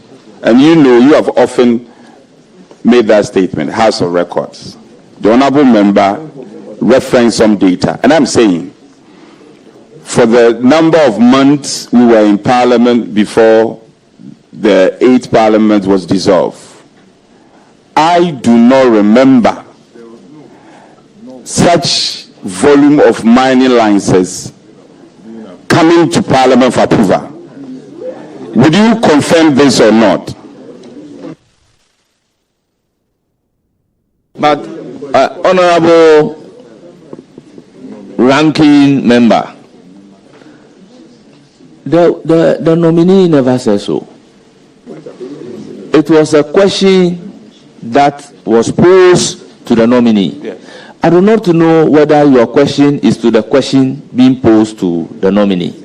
I think a follow-up must emanate from the answers given by the nominee, with all due respect. Chairman, with all respect, it is also important. We also have inherent responsibility to guide you where we are being misled. In effect, I'm saying the question was wrong because of the data he referenced. And he was misleading the nominee. He was misleading the leader. And the leader, on the spur of the moment, didn't realize that there were inaccuracies in the questioner's statement. And therefore, I'm saying that the questioner should be made to retract. He should retract those words. Because we don't have any of such data. Parliament has not approved any of such license here. And therefore, he was wrong. That's what I want you to admit. You are seeking to go to that ministry, and don't allow him to mislead you. Mr. Chairman, I think... Honorable Member, Honorable Soini, you do not have the floor. Please, your microphone Point of information, though. It will be helpful. Let your microphone be off. As former ranking member, I do know that let your microphone be off. Small-scale mining licenses. Let your microphone be off. It has never come. Honorable Umar, you are entitled to your last question. Fact. Aluminium. Sharon, this is a very important area that we must work hard to unearth. Successive governments have taken a lot of steps. What is really preventing this to happen is for us to get a strategic... Honorable members, let there be order so that we can listen to the answers. What has really prevented the takeoff is a strategic investor that will be prepared to really invest the huge billions of dollars that is required in this area. But it also requires us to really do a lot of preparatory works. As minister, I am going to work with the agencies involved to make sure that we can position ourselves to attract such investments. Thank you, and I wish you well. Thank you very much. I will stand on Order 2177 to recognize the Deputy Whip, Honorable Habib. Thank you, Chairman. And congratulations, my former colleague in leadership. My question, if Parliament, just the tail or the end of the 8th Parliament before dissolution and dissolution of the 8th Parliament. Are you aware, or your briefing from the ministry before appearing before this committee, are you aware, or have you been briefed, whether there was some mining licenses over 100 that was approved? Chairman, I read the news report. I've also not seen any rebuttal from the Minerals Commission on this matter. Chairman, I think my question is not answered by the nominee. I am saying that, Chairman, I clarify my question. Chairman, I clarify. Honorable Habib. Chairman, Honorable Habib. My question was for Honorable Habib. Yes. Honorable Habib. You see, I have always indicated that it is not the answer that you expect from the nominee that the nominee will give you. So whatever question you ask, you must take his answer. And the answer is that he has only read in the newspapers and there was no rebuttal from the Mineral Commission. So Chairman,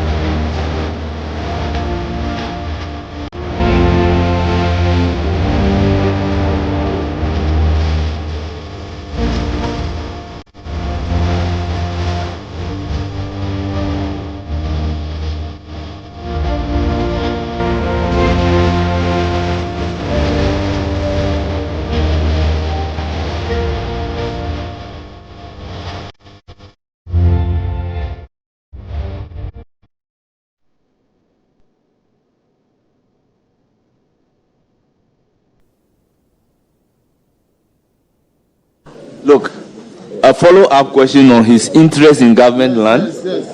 yes. Very well.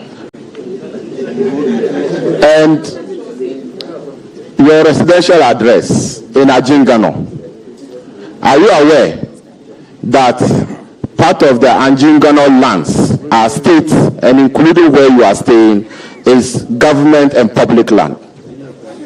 Chairman, you just told me. I didn't know that.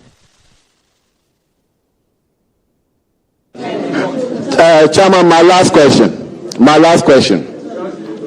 Apart from the residential address that you have provided, do you have any other residential address aside this residential address? Remember, you are still under oath. Yes, I'm under oath. I have a property in Botiano.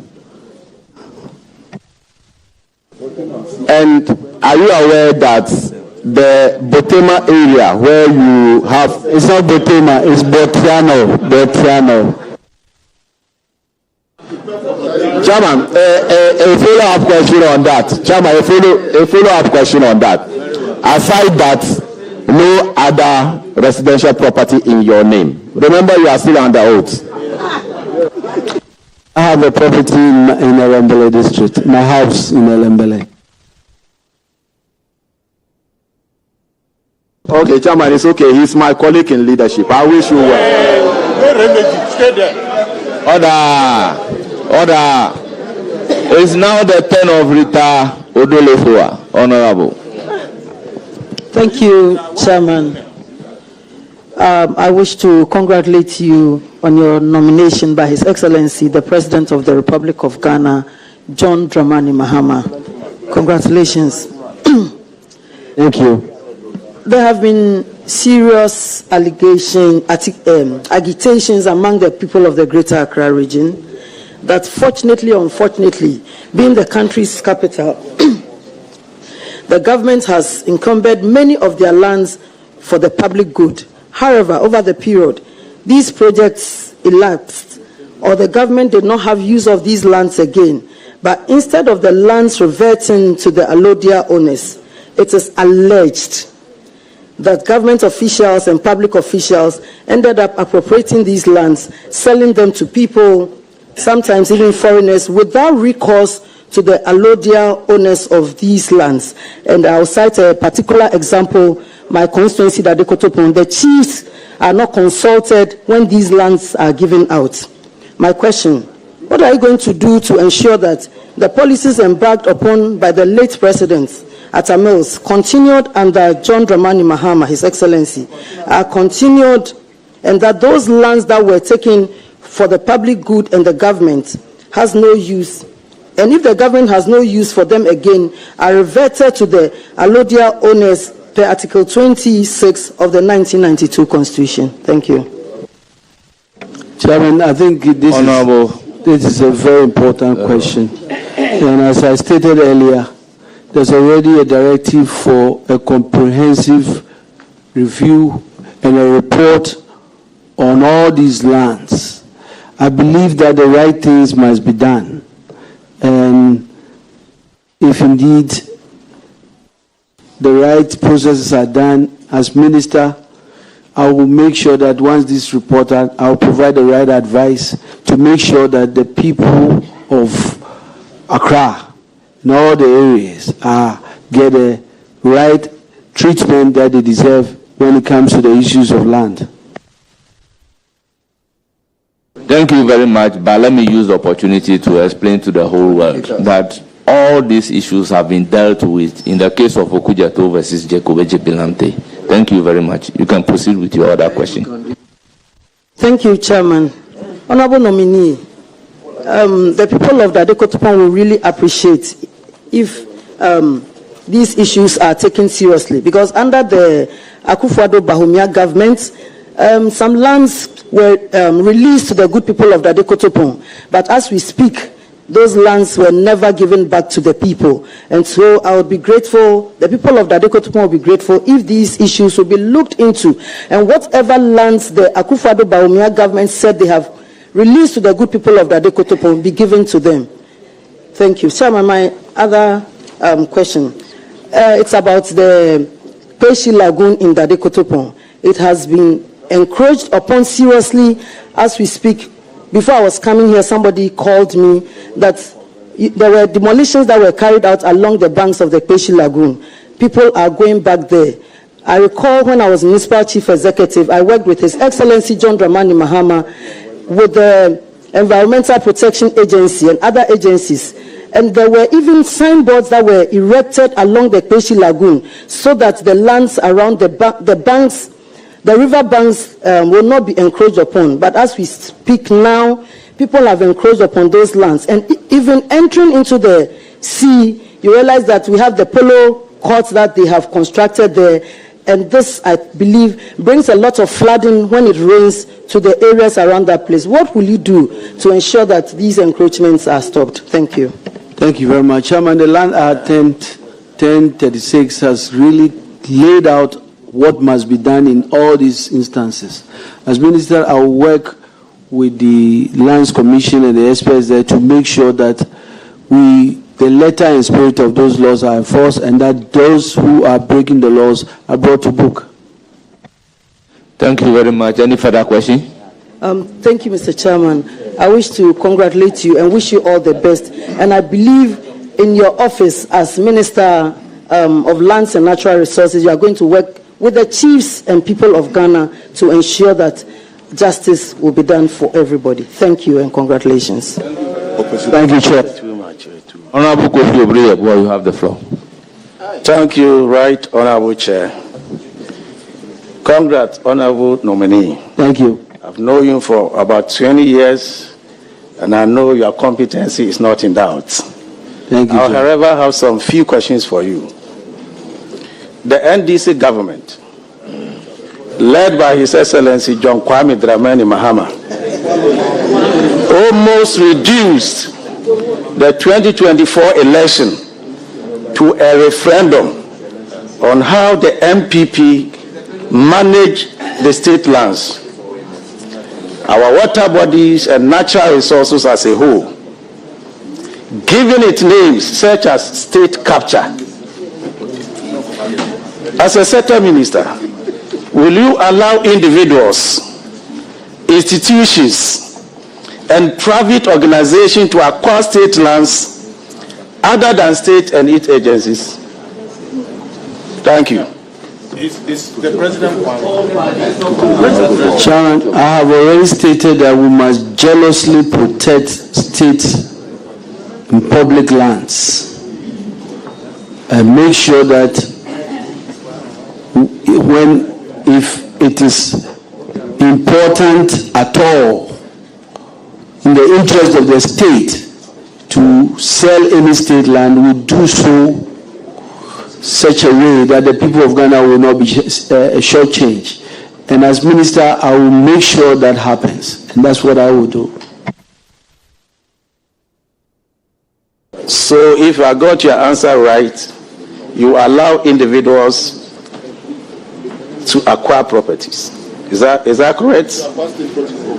Chairman, I will be guided by the laws of this country.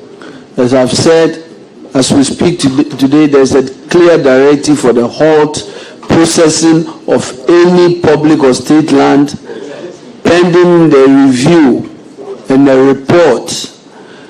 I'm sure when I get a chance as a minister, I will review this and I will be guided by that, making sure we understand that it is in the interest of the people of Ghana for us as people who have been privileged to serve them to jealously protect their lands. Thank you. Follow up. You don't have a right to ask a follow-up question on a follow-up unless you want me to take the follow-up question as a substantive question, by which you'll be entitled to do a follow-up. Yes. Other than that, should I take it to be your second question? Yes. Then you are entitled to a follow-up. Speaker. Yeah. Honorable nominee, in a letter dated 9th January 2025, the Executive Secretary to the President directed the Lands Commission to immediately cease all sales, leases, or processing of all state and public land transactions. Meanwhile, all these pending land transactions have been sanctioned and approved by the Lands Commission, and various Ghanaians have acquired legal interest to same. Honorable nominee, will you agree with me that this letter violates the legal rights and interests of Ghanaians? If you agree with me, don't you think this letter will result in unnecessary court actions against the Lands Commission and also the government? Chairman, I do not agree. I believe that the Constitution is very clear. It vests the power of state lands in the president, who is supposed to hold it in trust of the people of Ghana. What the president is doing is to make sure that that responsibility is being exercised.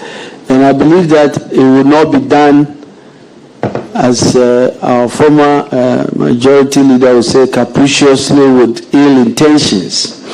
It will be done in the right way and make sure that the right things are done. And those who are found foul of the law will be prosecuted and the right penalties be applied. Thank you. Thank you, Honorable Dominic. Your last question, please. Please, your last question. Honorable nominee, when Galamsey 5 becomes so tough, the new patriotic government placed a ban on a small-scale mining both legal and illegal, upon assumption of office. Honorable member, do you mean the new patriotic party The new or patriotic new patriotic party, the government? new patriotic party, I beg your pardon. You place a ban on both legal and illegal mining. Upon assumption of office, honorable nominee, will you support the placement of a ban, for example, say 2 years, to facilitate the restoration of our water bodies and natural resources? Will you support such a ban? Chairman, as I've said, we know the challenges we face: degraded land, polluted water bodies, the destruction of our forests. These are very grave issues. It requires a real approach. It doesn't require ad hoc measures, and I believe that we must take our time to find the solutions that will be long-lasting. When I'm given the nod, I will do the right consultation with the experts and make sure that we take an approach that will help us to solve this problem permanently. Thank you. I would give the floor to Honorable. You have a follow-up on the Galamsey band. Very well. Not Go on ahead. Galamsey band, but on Galamsey. Very well. Honorable Minister, designate.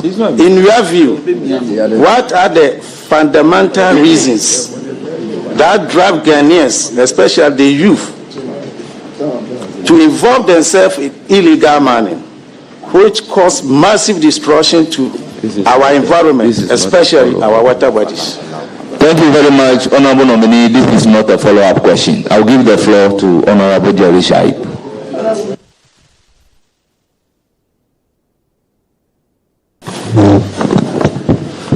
Honorable Amako Fibwa, congratulations. Thank you. Very well. As Minister Designate for Lands, please, have you vetted your mind respectfully to the processes by which one has to go through to acquire or to be granted a government lease? Do you know the steps? Chairman, I not necessarily the steps, but I can tell you my own personal story of I just gave you my address, my processes to get my land title at the Lands Commission is probably in the 3rd year, and that is enough to tell me that there's a lot of work to be done there to make sure that we simplify those processes and allow Ghanaians to have utmost customer service on time when they want to access any of the services at the Lands Commission.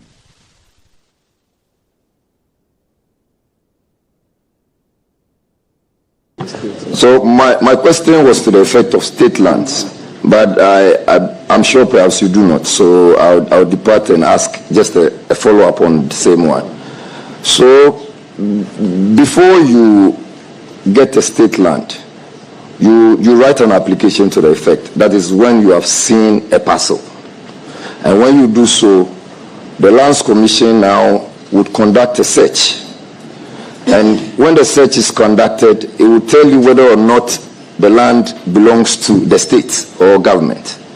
And when that is done, they now write to the municipal or metropolitan or district assembly in which the land is to ask for what they call the planning comments.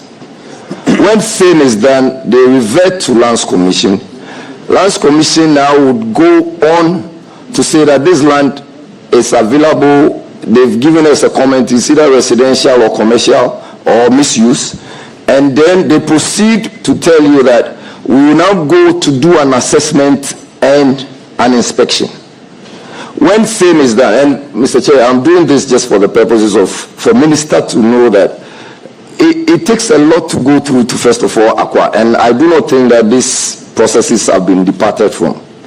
So when same is done, then they will tell you this land is available, we have assessed it, you would have to pay a certain amount of money before a lease is engrossed.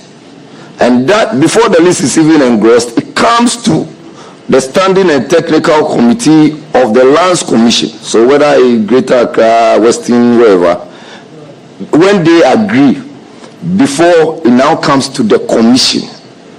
Now the commission members debate on same before, first they debate on even the parcel of land, the size and all of that. They also debate on the assessment, the value. Take it easy.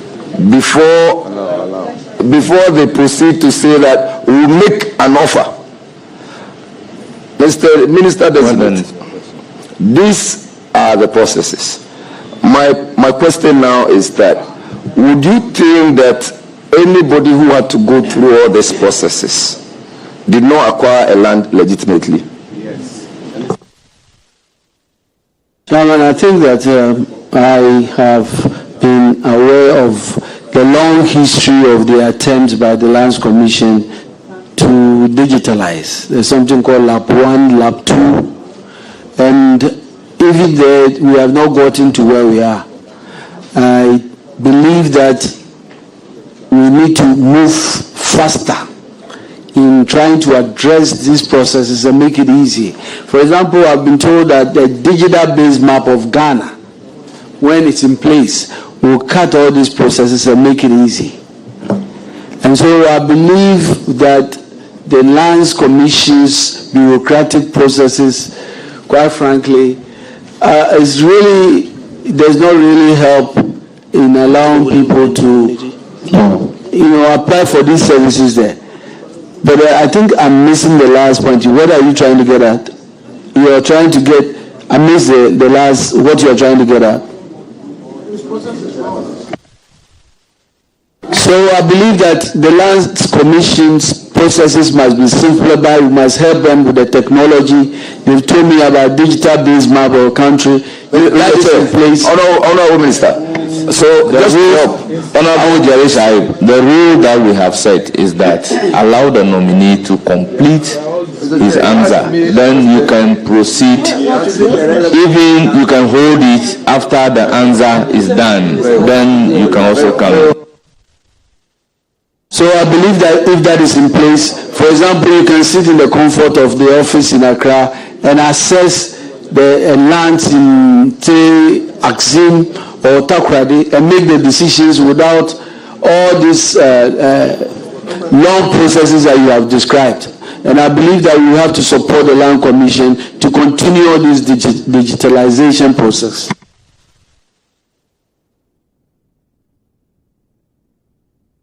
Honorable Minister, the ministry, honorable questioner, let me remind you that we are not entitled to a follow-up question, so proceed to ask us. So this is my second question. Honorable Minister, the ministry you are going to, lands, you have about 4 other ministries that are likely to deal with issues of climate and the environment. So you have the Ministry of Lands, you have the one Honorable Mutala, my very good friend, is likely to go to. And then you have Ministry of Energy and Transitions. Is it Green Transitions? And Sustainable Change. What I'm trying to find out. And then you also have a Minister of State in charge of climate change and sustainability. Who is going to be the lead person with reference to issues of the environment and climate change? And what is going to be your role as Minister of Lands? Chairman, I think that is why all these ministers, some of the ministries you mentioned are all cabinet positions. I believe that there will be an opportunity to collaborate closely with these ministries in working out and making sure that we are effective in implementing government policy. My good friend, the nominee for Environment, Science and Technology, is a very smart man. I've worked with him on the trade committee, and we have very good working relationship.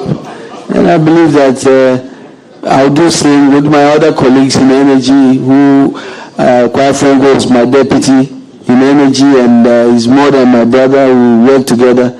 I think we have a chance to collaborate even more better. So, Mr. Chair, is a follow-up. So, under this ministry, are we looking at issues of galamsey, environmental pollution, and who is going to be given the powers to deal with them directly?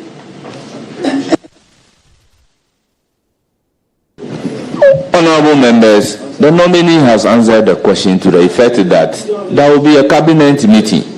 And at that particular cabinet, the president has a right to say that I want the minister responsible for environment, I want the minister responsible for lands to do ABCD. So, respect, we are all here. I don't know if any of us heard the leader saying that. I haven't heard that. I'm not surprised if you say that. We didn't hear that.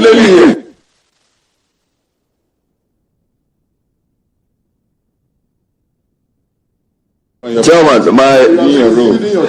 my third question. On the honorable nominee, on the 11th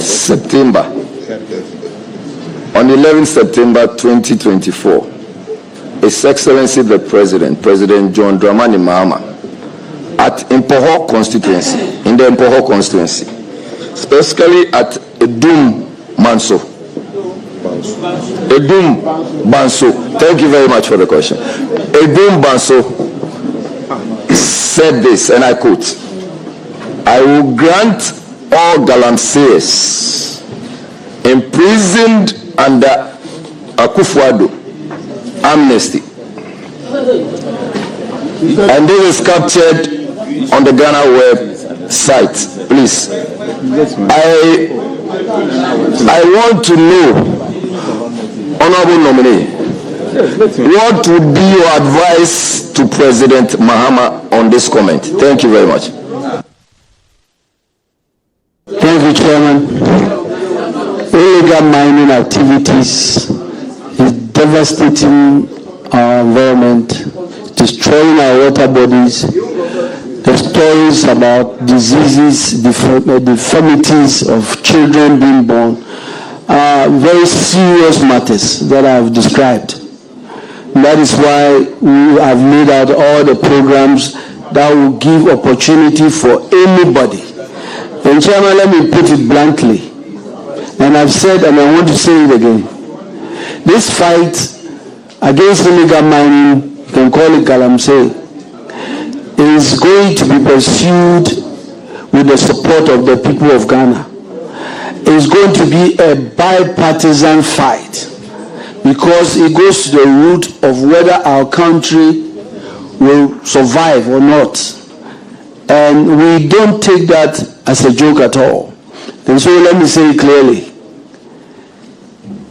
I think that there was a reference to making sure that those powerful forces that are always behind the small guys are dodging. That's the reference the president was making, if that's what you're trying to make. And that's the point we are making. We are not only going to make sure that people who are small guys who are working in the field are the ones that are going to be involved, but the big guys who are buying the machines.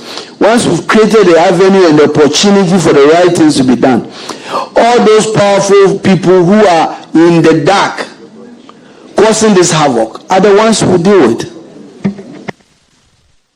So there's a final follow-up. This is actually my follow-up. So, no, that was the substantive question. Mommy, that was the substantive question.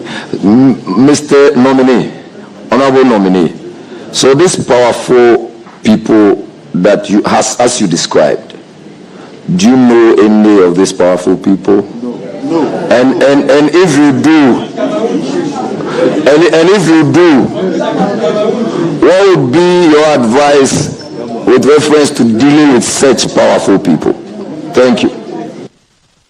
Chairman, as I've said, we are determined to make sure, working with the people of Ghana, working with mining communities, working with our chiefs, to make sure we reset not only Ghana but the mining sector, and to make sure we do all the right things. And we are determined to do that. If you give me the opportunity to go to the ministry, I can't wait for this work to start. and to make sure that our country is healed. Thank you. I recognize Honorable Muhammad Shahid. Chairman, thank you very much. Leader, congratulations. Thank you. A very well-deserved nomination. Leader, I want us to go to land ownership and security of title. Before 2008, the land administration generally was quite fragmented. You had a survey department and many others. Thankfully, in 2008, a unified law was done to put all these fragments together, hoping that it will reduce so many issues that the lands administration was plagued with. And which ones are they? The turnaround time of processing documents, customer feedback. You could send your application for 2, 3, 4 years, nobody gets back to you. And importantly, the perception of bribery and corruption. So the new law was promulgated in 2008, the Lands Commission Act. Unfortunately, that rather became a monster. Even as lawyers, we struggle so much to navigate our way through the Lands Commission process. Question. Tell us, if you get a nod, what you will do to improve these 3 key issues that the Lands Commission is plagued with. Thank you. Thank you, Chairman. I think that I've already described the processes that is already ongoing at the Lands Commission. I've talked about a long history of the Land Administration Project 1 and 2. There's still a lot of work to be done to make sure we simplify the processes, to make sure that the provision of land services are at the doorsteps of the people of Ghana. And as Minister, that is what I intend to do. I also intend to make sure that the Land Act 1036, which really has a lot of provisions to make some of the challenges you described easy, is implemented. And so we will do an aggressive work to identify areas and work with the Lands Commission there. I've met some of the people, they're very fine people, who are determined to try to make sure that they provide good services to the people of Ghana. What I will do is to provide the leadership required to make sure that happens. Any further question? Yes, Chairman, just one more. And that has to do with a very critical, I know you have touched on it briefly, regarding our forest reserve and the pieces of legislation that have been issued in this regard. Indeed, in 2019, Cabinet directed the Lands and Natural Resources to suspend the issuance of new licenses and permits by the Forestry Commission. So, but practically on the ground, there are still issues. Okay, should you get a nod, what would you do to prevent mining in the forest? Thank you. Chairman, this is something that we must collectively agree that it won't happen again. The first thing I'll do when I'm given the nod, and the President has already indicated publicly, is that I'll come to this House to make sure we repeal LI 2462 to make sure that there will be no new mining in forest reserve. That will be the starting point. Once we do that, then we heal the process and make sure that biodiversity and ecological life is returned to our forests, and our degraded lands will be restored with the initiatives of Tree for Life and Restore Ghana to make sure that our forests are restored again. Thank you very much. You want to ask the last question? Chairman, thank you so much. My very last one has to do with the timber industry. Indeed, for many years now, it's just failing. Replacement has been quite minimal. Please tell us your plan, how you need to do to revamp the timber industry. Chairman, the timber industry revamping is a very critical piece of the puzzle. It begins with us making sure that we start, as I said, renewing our forests and planting and making sure that we begin this exercise that I've described, tree initiative, planting of this new tree. There are species that are completely missing in our export business, and we need to go back to it. Odum, pig, and other species. We must also embark on an aggressive program to stop the mafia in that area. And this is something I will do. The other aspect has to do with creating an environment where the timber industry is revived, providing all the support that is needed for the new timber industry to be revived. And as minister, we will look at all those options to try to see where the support can be so that that industry is revived. Thank you. I will recognize Roxanne Nelson, Honorable. Chairman, thank you very much. My leader, congratulations. Thank you, sir. I have no doubt in your abilities at all. And so I wish you all the best. We'll be here to support you. Thank you. On the floor, anytime you bring your business. Sure. My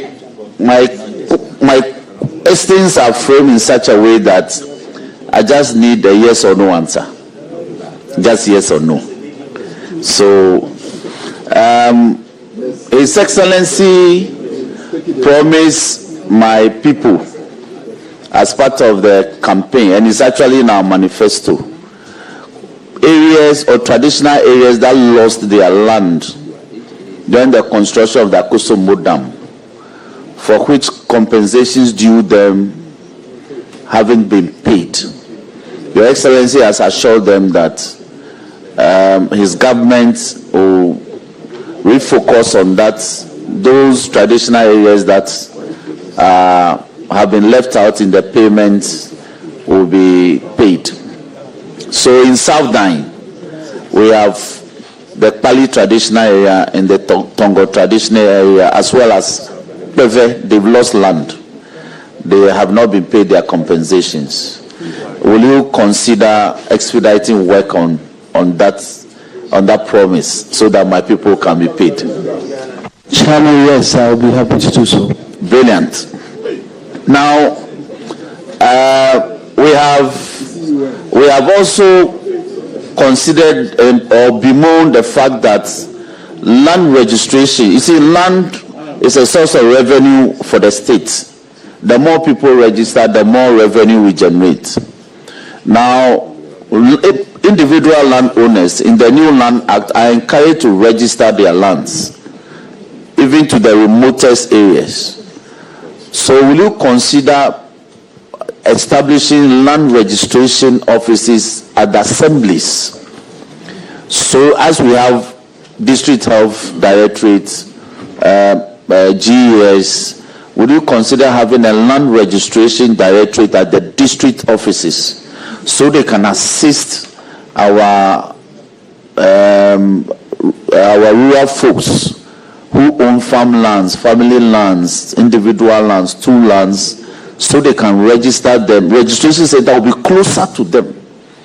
They are not put at great expense in going through the processes to having their land properly registered and demarcated. Will you consider that? Thank you, Chairman. Chairman, this is very, very important. And the Lands Commission itself has been working on expanding services And I believe that this is a very important first step. The people of Ghana must have these government services at their fingertips, at their districts. And as our country grows, with the effort to get the government at the district levels must also be deepened. And as Minister, I intend to work with the Lands Commission to fulfill that. Thank you very much. Now, would you also consider revising the existing system regarding how land title certificates are issued? It's too laborious and time-consuming. Would you consider revising that system? Surely, as I said earlier, we need to. There's been an effort at digitalization, and as I said, a digital map, a base map, will simplify these processes and allow. I mean, as it is, if you go to the Lands Commission and you are looking for a particular file, and they will tell you come next week, because at that whole 2 weeks they are looking for the file. We must get to that point where. So you consider revising it? Definitely. Thank you. Now, oil has been found in commercial quantities in the lower Voltaian Basin, the Qatar area. As we speak, the country and Togo, Ghana and Togo, are in negotiations regarding some maritime disputes. I believe that you consider, when you get the nod, you consider prioritizing this process so that negotiation can be concluded expeditiously, so oil exploration activities can take place in the basin. You consider that? I mean, that should be a top priority. As I stated earlier, yes, they want me to say. Okay. Chairman, my last follow up on the last question. Yes. A follow up on the last question. Yes. Which one? Last question? Yes, my last question. Now, there will be a need to improve the land demarcation in that coastal area, in the Keta Avu Lagoon area, because when exploration begins, you know of the environmental impacts, whether adversely or otherwise. And you also consider remapping and redemarcating this environmental land use and reuse and all that in the area for purposes of the exploration. You consider that? Yes, please. Thank you very much. Once more, I wish you all the best, my leader. Chairman, thank you.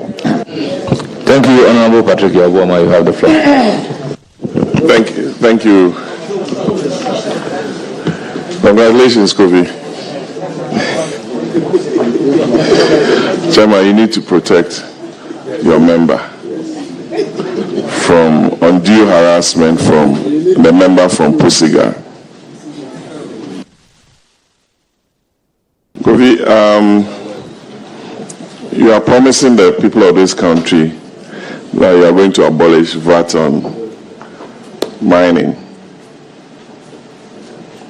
and also proceeds from mining, let me put it that way, and also offset and use part of the 5% royalties for infrastructure development.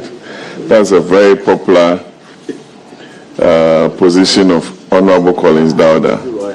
I know the chiefs have sent him here to ask that question, so I've taken that from him. How are you going to do this? It requires a lot of amendments from you and the government, and it's going to be a drain on our revenue base. What steps are you going to take to ensure that this is done? Thank you. Chairman, obviously these are matters that lies with the Ministry of Finance, working closely with them. And when I get a note, these are manifesto proposals that must be fleshed out. I'll leave the Ministry of Finance and we'll see the way forward. Second question, no follow-up on the first one. Which aspects of the Lands Act are you going to seek amendments to on the floor of Parliament? I realize you've spoken at length on the Lands Act of 2020, and you seem to have some challenges with some aspects of the Lands Act. Which aspects do you have issues with, and what amendments will you be bringing to the floor? I think the only thing I've said is that LI 2462 that deals with mining in forest reserve must be repealed, and that's what I intend to do. I am sure that when I get to the ministry, we will have a comprehensive review of the Lands Act. I'm not able to tell you specific areas that must be focused on at this point. Last question, Chairman. I'm being brief.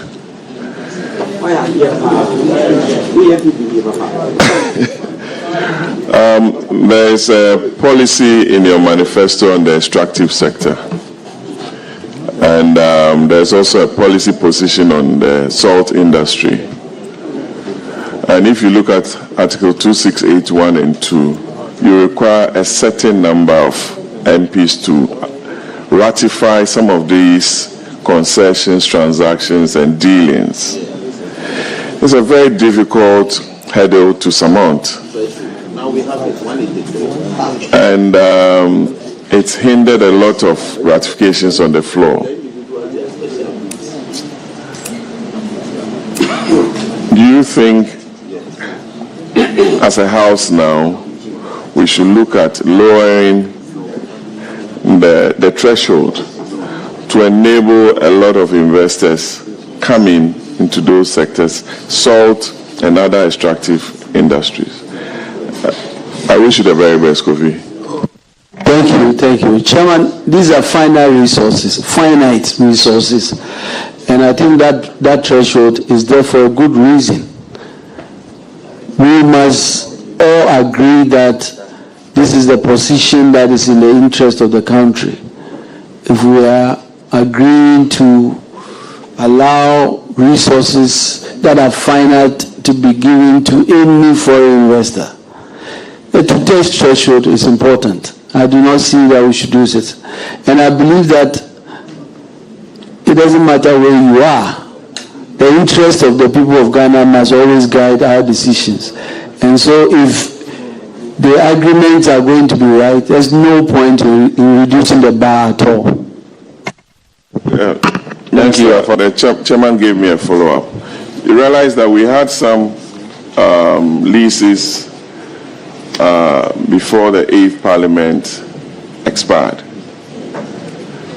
some of which were on bauxite, lithium, and other leases. Are you going to consider reintroducing them to the House, subject to your own reviews and internal arrangements? Thank you.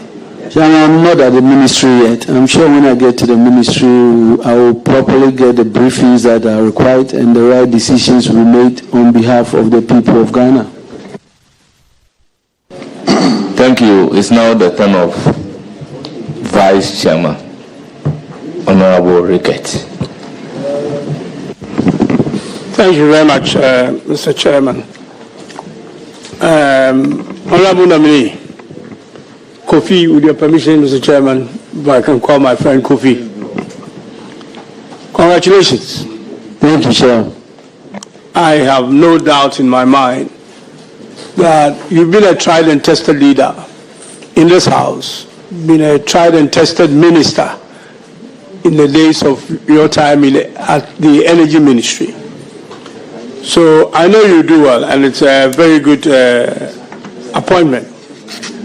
I just have a couple of questions for you. The ministry you are going to is quite a challenging ministry. There is a lot going on in this country with that ministry. What will be of course you'll be inundated with a lot of issues. But when you arrive there, what will be your top 3 priorities when you are given the nod? Thank you. Thank you, Chairman. Chairman, the first priority is to stop the bleeding and make sure that we bring sanity in the mining area and allow legal mining, and make sure that in areas where water has been polluted, we heal our rivers, we heal our water bodies, we heal our forests and bring back our biodiversity and ecology back, and even plant more trees and continue the process by making sure that finally we are able to get people in all these mining areas to accept that the way forward in this country is not to destroy our forests and our water bodies, but if you are interested in mining, there's a better way to do it.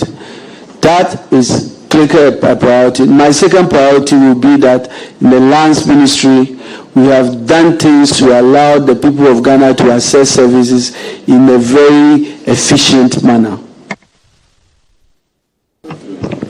Thank you very much. Chairman, I'm satisfied with the answer, so there will not be a follow-up on this particular question. But my next question, this I think will be an opinion, because I'm not aware of any such policy. But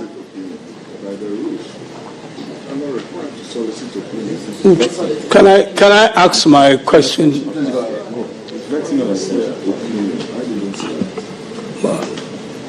I have seen it. Just in your own opinion, or if you've spotted anything anywhere. But what would you? I mean, Ghana is a country. Ghana is a country that has abundant in terms of natural resources. We've been producing gold for hundreds of years, diamonds and all that. But yet we are not getting enough. We don't seem to be getting enough export revenue, enough royalties, enough carried interest. What will be your priority in terms of the table of minerals that I have mentioned, that you will focus on, or to add on to what we are already doing, to make sure that we expand our export revenue base and also be able to get all the other benefits that we get in terms of carried interest and royalties? Thank you. Thank you. Honorable nominee, it is not your opinion, but your priority. Thank you, Chairman. Chairman, I think it's a very important question. There are a lot of new minerals we describe as green minerals that are very critical. But Chairman, I think we talked a lot about lithium. There's salt, there's clinker, there's clay. We must look at these new minerals as an opportunity to basically change the narrative and make sure that these new minerals are where we are going to really. We must add value to the things we have comparative advantage and change our story. I've said that if we discover new mineral today, we say that we are looking for those who will come and add the value here. And I tell you this, if we insist that that's all we want, we will get the companies that will do that, so that the industries that will create the jobs and give us the ultimate advantages in terms of value is what we will create. And so going forward, I think we must take the past experiences and look at these green minerals as an opportunity to transform our country and change our economy. And as minister, that is what I will drive.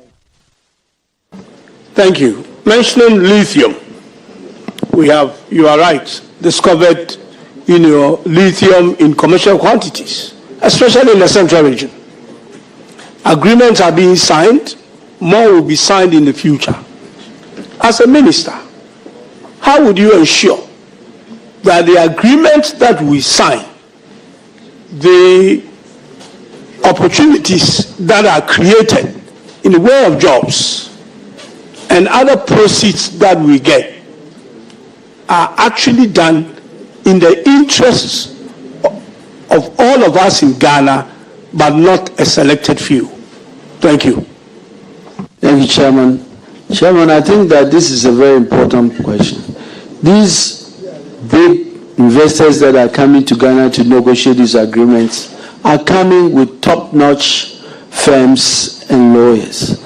I think Ghana must also be ready to go to the negotiating table with all the experts in the world, the best practices in the world, to make sure that we understand that when we are doing these negotiations, we are doing it for over 30 million Ghanaians who have given us their trust to make sure we can make the right decisions on their behalf. As Minister, I will be guided by this principle in any negotiation to make sure that in all of these negotiations, Ghana wins. Honorable Emmanuel Amakofibwa, I wish you all the best in your new ministry. I know that you will get through, and I know you do a good job for Ghana. Thank you. Thank you. Now, the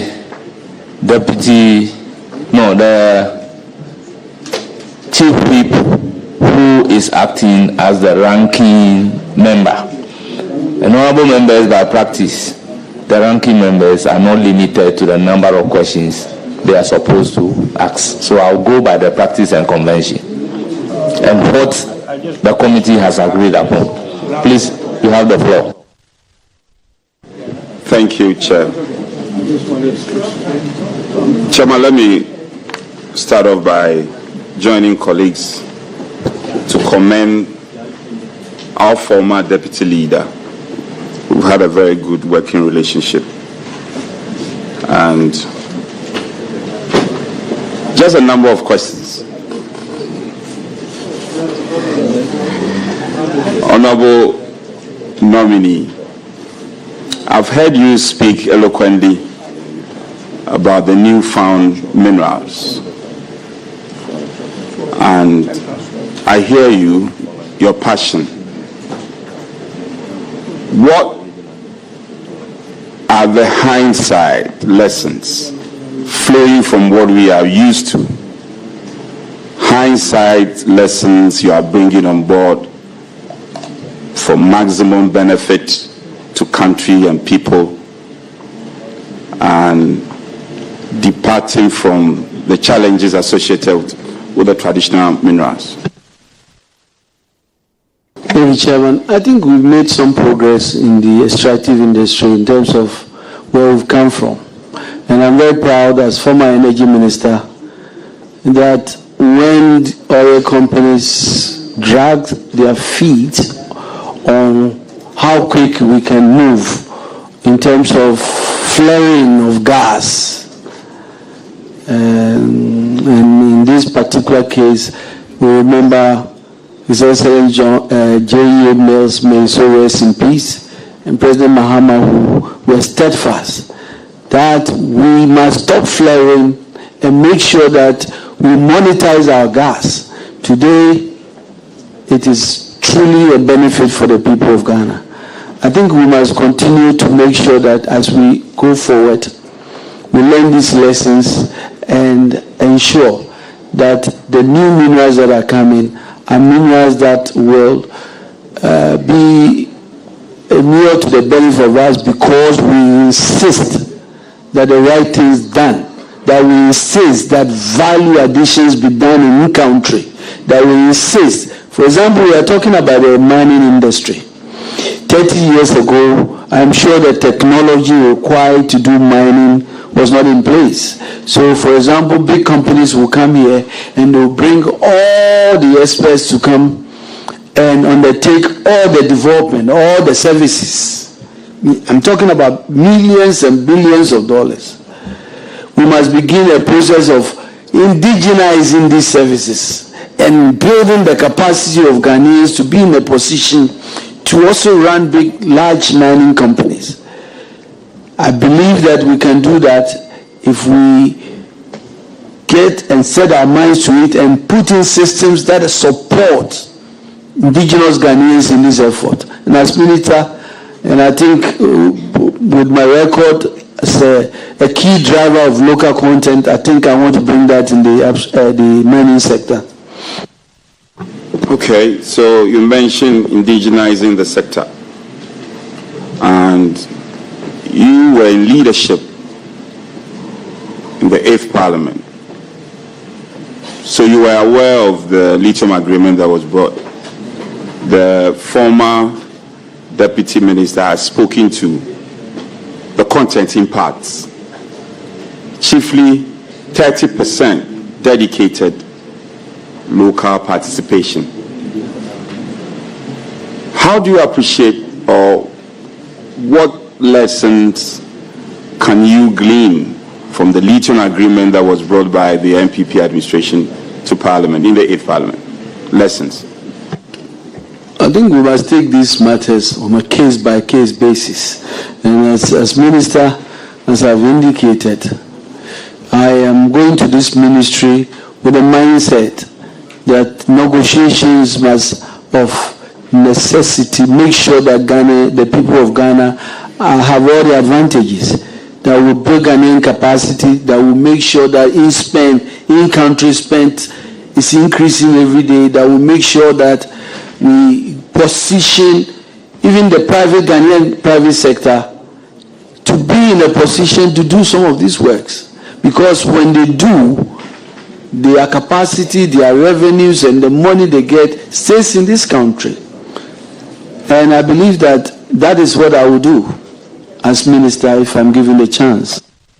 Okay, Honorable, your then minority, some of your colleagues on the Energy Committee then, relative same lithium agreement, were not in support. And it's not debatable, it was a fact. They were resisting that agreement. On hindsight benefit, and also being told the fact, as the Deputy Minister rightly reiterated those facts in terms of the content of the agreement, would you say that your approach to that agreement then was wrong? You were not patriotic? If you had thought about it again, it's an agreement that should have been allowed to be passed? Chairman, I think this must be put in perspective. They were not in support of what? The agreement had different factors to it, with different issues. People have specific, genuine concerns about different aspects of the agreement. And so I think that it is going to be so unfair to just simply say that they were against the agreement. They probably, individuals and even people on the other side of the aisle were not comfortable with certain provisions here and there. And as members of Parliament, I think we must respect that. Well, I do not remember any parts of the agreement that we then majority was not in support of. If you do, share with this committee and go further to elucidate on the part of the agreement that your side was against. I have said that the agreement went to the committee and never came back to the floor. And I think that it will be a little bit of a futile exercise to talk about an agreement that is still with the committee that never came to the floor for us to deal with it. And so I don't know where you're driving at, but that's my point. Honorable Leader, what I'm basically driving at is, I get your sense of patriotism, and you keep harping at it. We shouldn't be repeating mistakes of the past. And I know you agree with me to that end. So, our inability to pass that agreement must be as a result of some disagreement. Tell us, what were the issues with the agreement on your side, and why were you not supporting its passage? I think what I can say, and if I want to agree with you, I think that when it comes to representing our people as members of Parliament, and it comes to these agreements, we must always make sure that we take off our partisan hats and put on our patriotic hats. And that is what I will say, and I expect every member of parliament to do that. And I will drum that home everywhere I find myself, that when it comes to negotiating agreements for the people of Ghana, it has nothing to do with party politics. The question that we have to ask is that, will this inure to the benefit of the people of Ghana? And I'm sure once we answer, the answer is yes, we all go forward together. That should be the focus, that should be our first posture as members of parliament who has been drawn with the responsibility to stand up and protect the interests of the people of Ghana. Honorable Leader, then candidate Mahama, now His Excellency President Mahama, said he will free illegal miners who have been incarcerated.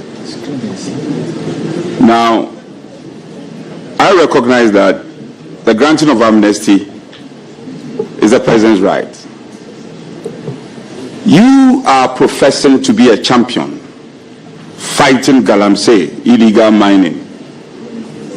So you are going to be fighting illegal mining at one hand, arrest all the perpetrators, and the president will also be freeing them. You arrest them for abuse of the law, and the president will free them. How do you marry the two? I think that the commitment of President Mahama to make sure that we stop illegal mining is not in doubt.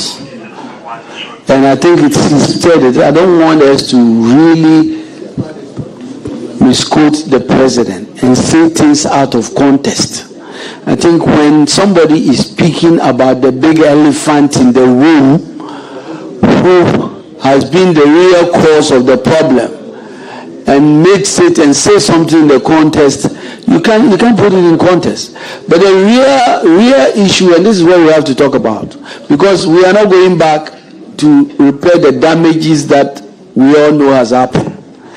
I am very proud of the passion of the president and the plan that he has laid in place, the initiatives that he has espoused, the Blue Ghana initiative and the Restore Ghana initiative, the attempt at decentralizing the regulatory institutions, the cooperative mining, the recategorization of mining into small scale, medium scale, and the engagement of the local communities, including chiefs, to make them champions in this effort. I believe this cumulatively is what will get us to win the fight.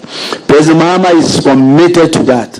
But what he's saying is that, listen, let's take the steps to make sure that we have done everything possible to clear all these bottlenecks and give the opportunity to the more than 3 million direct and indirect people who engage in illegal mining and create a pathway for them to do the right thing. And that's what we are going to do.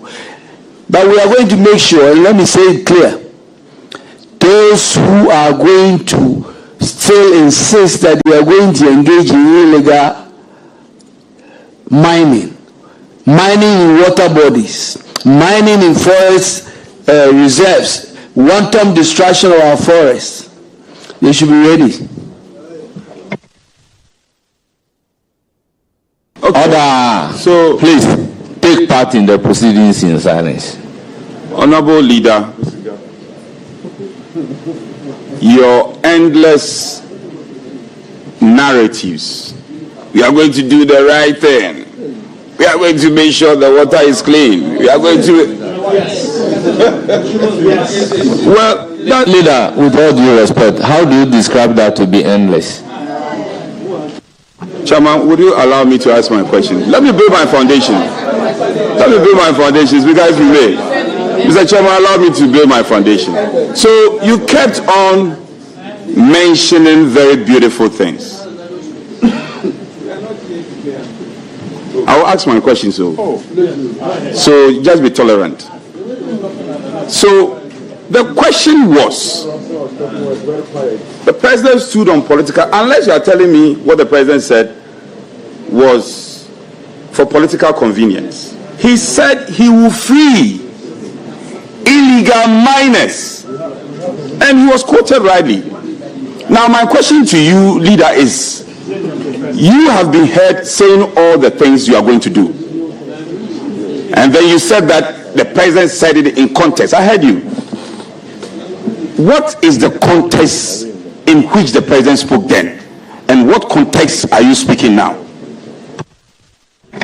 I think, Chairman, as Lands and Natural Resource Minister nominee, what I'm looking forward is the enormity of the challenges in front of us.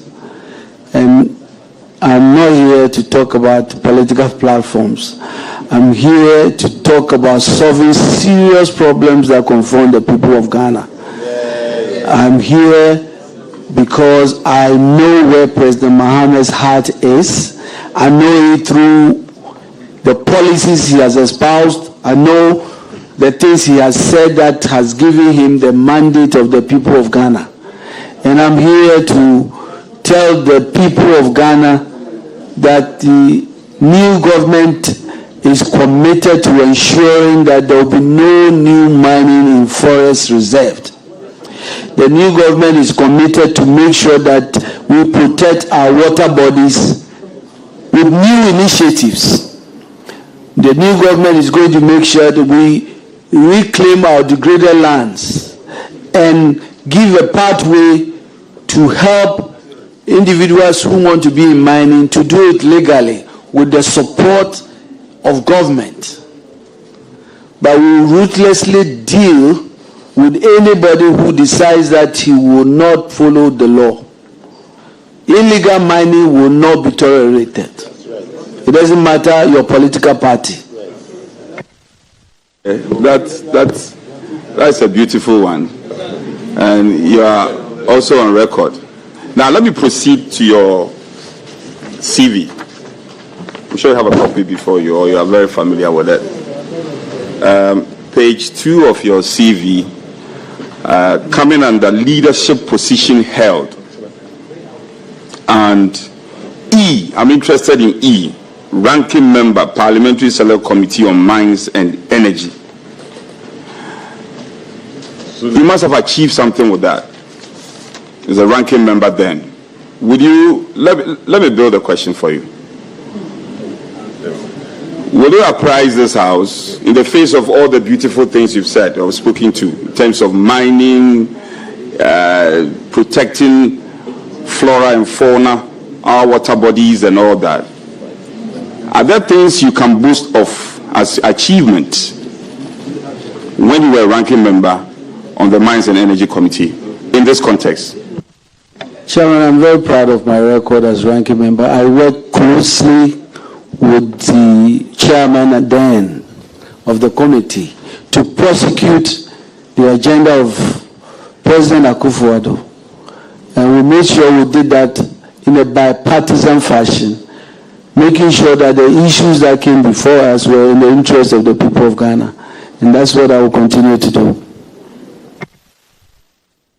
It's not convincing, you know. It's not convincing. But, well, allow. Well, let me Honorable leader. I should be convinced. Yes. All right. You should try hard.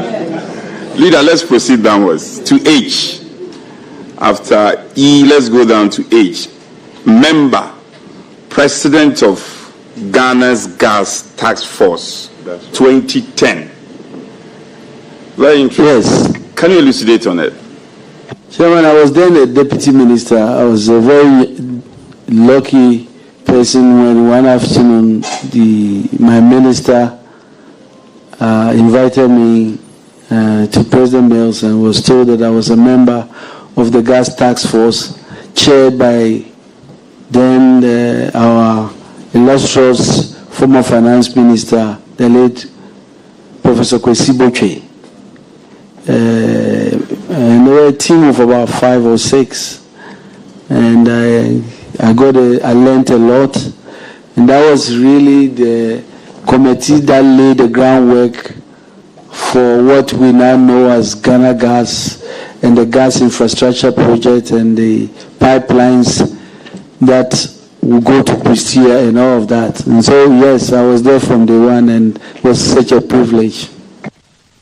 Okay, on the same page of your manifesto as page 2, conferences and capacity building programs. Anyway, I'm told your wife is a beautiful chorister. Is that the case? Yes. Yes. So F. Let me ask you a question on F. Commonwealth Business Forum. Keynote speaker, November 2009, Trinidad and Tobago. What did you go there to do? Chairman, it was a very early stages of the ministry. We had just started the government. We were learning best practices, and I think I went there to talk about the gas industry we were trying to build and learning the lessons of Trinidad and Tobago. And so those are the things that we talked about. On the same page, and Growth Week. Keynote speaker, September 2010, London. Growth Week. What's that? Well, I think this is an annual event. I think it's an annual event on the downstream sector. Normally, the NPA and others to talk about the downstream industry and product availability and all the regulatory things that will make the downstream petroleum industry work. Leader, come with me if I'm not sure you have the Hansard parliamentary debate. I have Hansard Friday, 3rd January 2025. And with the permission of the chair, I want to quote extensively your words. Deputy Minority Leader, Mr. Emmanuel Kofi Amabua. Mr. Speaker, I am grateful for the opportunity to thank His Excellency the President for the message on the state of the nation that he has just delivered. Mr. Speaker, I need to remind you that the people of Ghana have already given their verdicts on the true state of the nation, and you got a good cheer for that. And that verdict was very clear. Economic hardship, huge debt, overhang, high youth unemployment, hopelessness, and more. We have come to the end of the road for what has been undoubtedly the worst government under the Fourth Republic. And you got a good cheer for that. This abysmal record was confirmed on 7 December 2024 when the people of Ghana returned the most overwhelming and emphatic vote of the rejection of a government ever witnessed under the Fourth Republic. There should be calm. I have engaged you extensively on this matter. It was a very emotional moment for a president who was exiting. And you know that it was not all hopelessness under His Excellency President Akufo-Addo. You have spoken in admission of some of the high things President Akufo-Addo did, the free SHS and many others. Sitting in this chair now, the benefit of hindsight and reflecting deeply, would you say that these words were harsh on the outgoing president, and when you are given the opportunity, you will retract some of them in part and apologize unreservedly?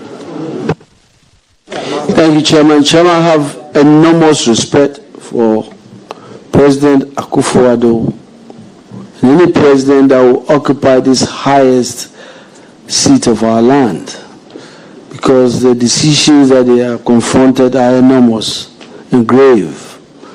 And so I don't think we take that lightly at all. His deputy majority leader, I had a duty that day. And I believe, and that's what I thought, I believe those were words that resonated with the people of Ghana. Now, if there are words that came out that sounded in any way disrespectful, I regret it, because the intention was never to disrespect the president at all. It was simply to talk about the government of the day. And yes, obviously, there were very good things, some things that were done that obviously we can talk about, that were right, obviously. But I was reflecting the views of the people of Ghana, who felt that they have gone through so much hardships. And that's why the reference was to his government and not to his person. Thank you. Okay, so Please, order. well, no problem. I hear your colleagues cheering you. That's fine. That's fine. That's fine. But I'll give you the benefit of the doubt. You've spoken in context, and in part, I get the sense that, well, you were only a conveyor belt, conveying the aspirations and the views of people, of Ghanaians. But as a leader, you also had a responsibility then to pick and choose and to convey what was edifying and to only convey what was important at that time. It was a significant and a very emotional moment for us as a country. Reflecting deeper, would you say that some of your words were harsh and not acceptable? I think I have answered it very well. But words. Chairman, if there are words that can convey the exact things that I said, that in your view are better words than what I said, maybe you can give me. And then another opportunity I can use those words. Okay, so come with me. There was an earlier question on land guards. And you answered in part. The new Land Act, can you educate us on what it seeks to do or deal with issues of land guards? What does the Land Act aspires to do, and what is your view on what should be done? I think Section 20 of the Land Act clearly has dealt with the issue of land guards and made it clear that those acts are all illegal, and has spelled out guidelines for prosecuting those who engage in those acts. And those are very clear. And as minister, if any of that happened, that's what we would just apply the law. Nabubua,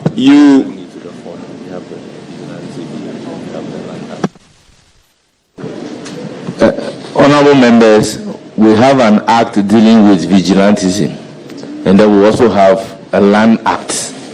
These are two separate laws. You earlier admitted that the involvement of chiefs or traditional leaders in dealing with mining challenge will be topmost in your scheme of things. Can you explain the role the chiefs will play vis-a-vis the law or our laws? Well, I've given you the example of the current structure. For example, where persons will get prospecting licenses, and the first time they are going to, the chief is meeting them, is already they've gotten the license. They now go to the chief to take them to where that land is located. I'm saying that that structure is problematic in the first place. Can we do it in a way that before that license is given, the input of the chief and community leaders is part of the process of issuing that license? So, for example, we won't have a situation where we'll go back and write a petition to the Minerals Commission and said, the prospecting license area you've given to this person cannot, because the river is too close to the area you've given. The cocoa farms are too close to it. And so the paradigm shift or the change I talk about is to make sure that we decentralize this process. We get this feedback early in the process before these licenses are issued. Minister, do you appreciate that there's a difficulty there, especially in its implementation? Anytime you come up with ideas, new ideas, there's always problems with the concepts. But I'm sure that, as I said, these are early times yet. I'm going to go to the ministry with lawyers, with experts, and I'm sure that I will get the benefit of the advice and input to make sure we can fine-tune this, making sure that we work within the laws and making sure that in areas where there's conflict, we address it. But I think that some of the ideas I'm bringing are things that we can look at.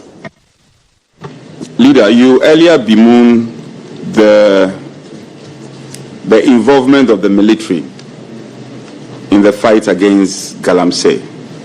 There are times you need them and they are not there. You said that, maybe you've forgotten. Then there are times they come, let me put it in perspective. There are times they come and spend a fleeting period and go off. You said that. And then when they are needed, it becomes difficult, kind of. What will you do to sanitize the situation going forward as a minister when you approve of? Chairman, I think that we saw some of the experiences of, is it Galamstop, where some of what happened meant that the structure that was put in place was really not well thought out, because they will go to the field and realize that they are overwhelmed with the challenges they have. They will be calling for backups. We've seen situations where soldiers have been overpowered. I'm saying that going forward, we must really approach this in a view to making sure that it is long-lasting, that the solutions are enduring. So, for example, I talked about making sure, knowing that we can get the soldiers to patrol rivers permanently, what can be done? And I'm proposing that the same way that we have forest guards, we can have well-trained water wardens or water guards that are trained to understand the challenges we face, so that even when the soldiers come and go, there's always constant monitoring.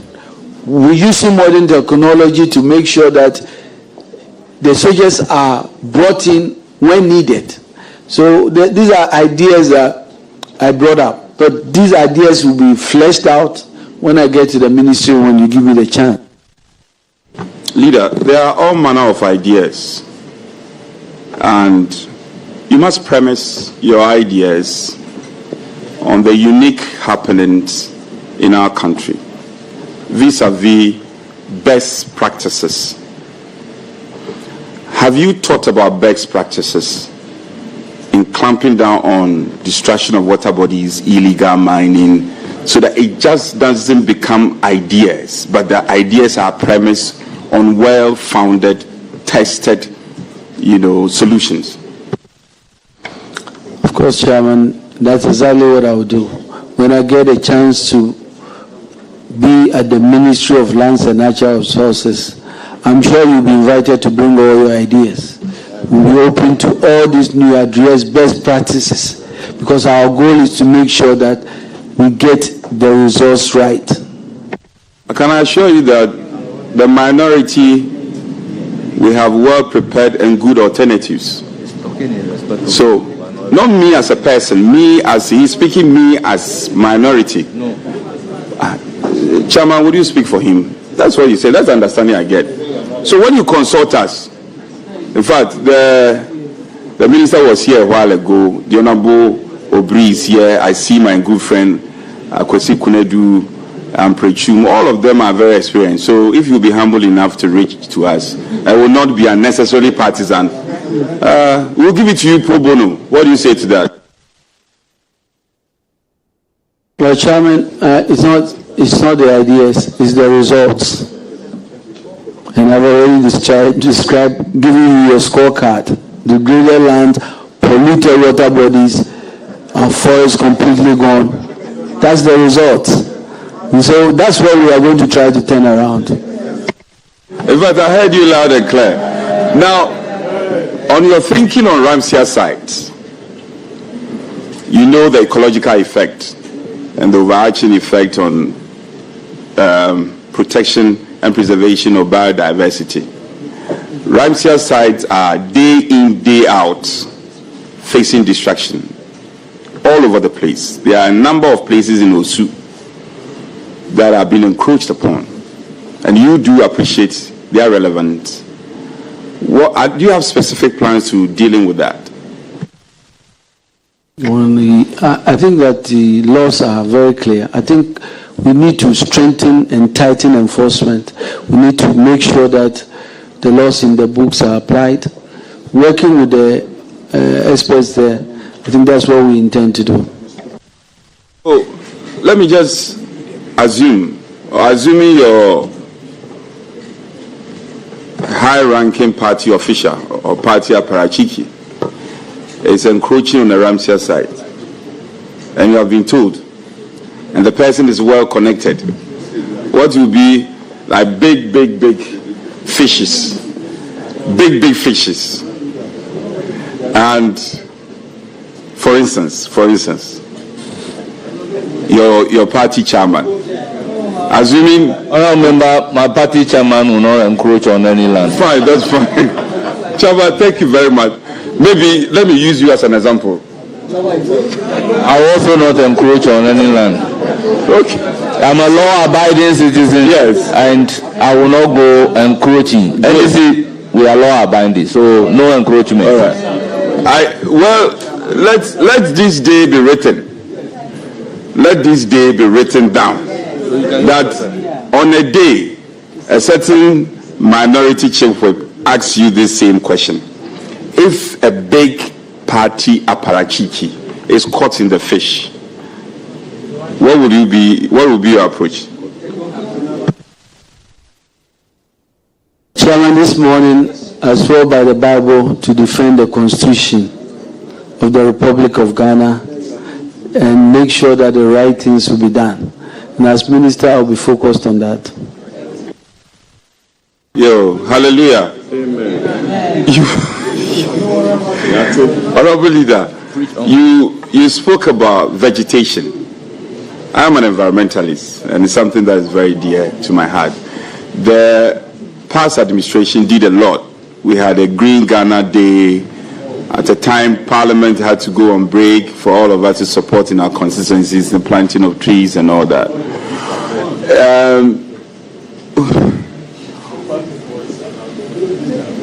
You know, the plantation of vegetation feeds into the REDD+ concept and the carbon trade. What will you do for us to enhance this opportunity and rake in all the dollars that we can have as a result of the good plantation and the concept of REDD+?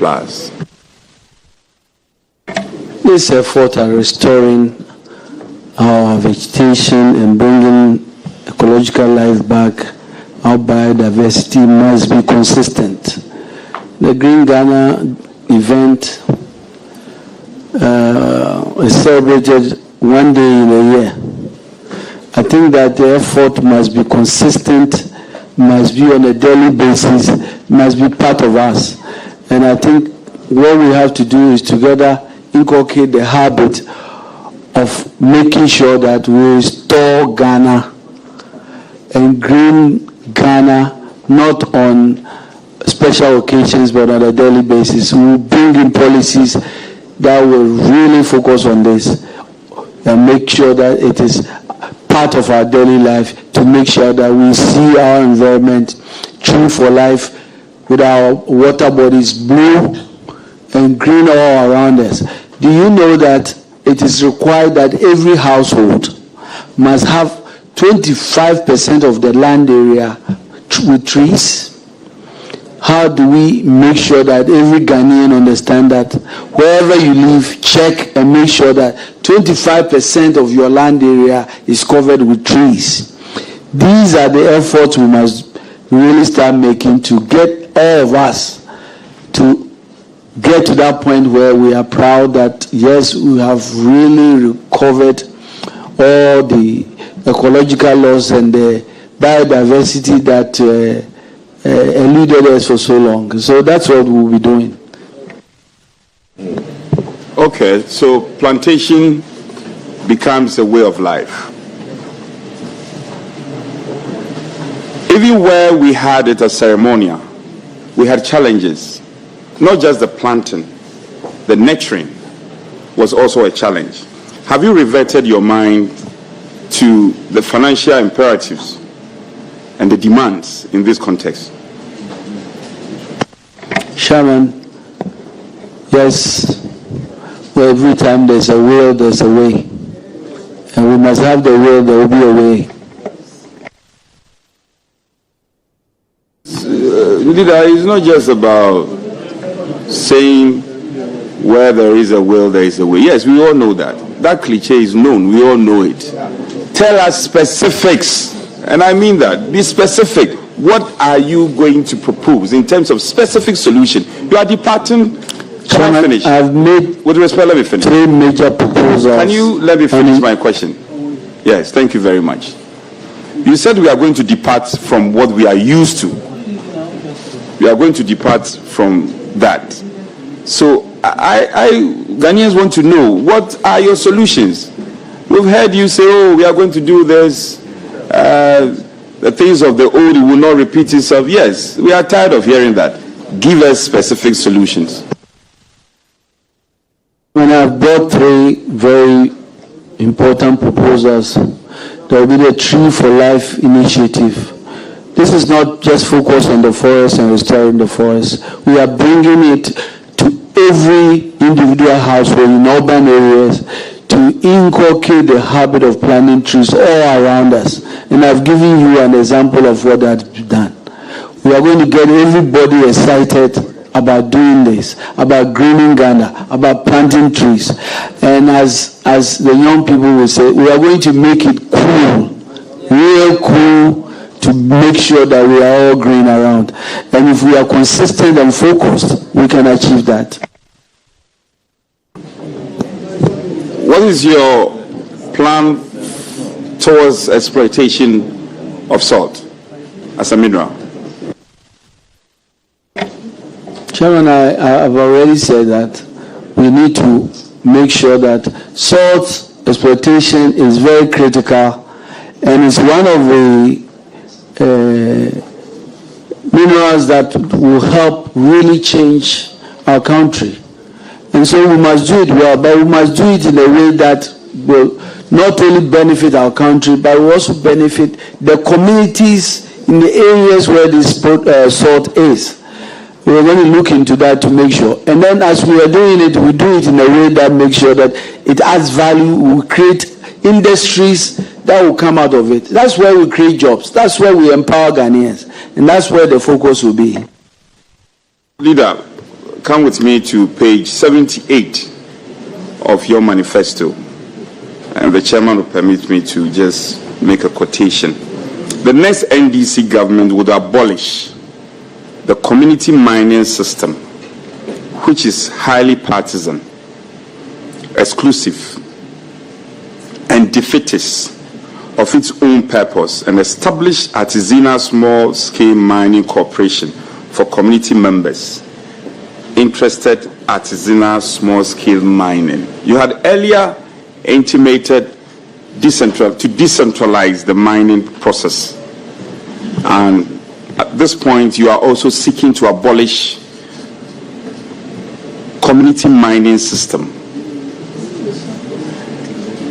How do you marry the two, or the two Chairman, statements? I've already described the reasons why the community mining was just in name.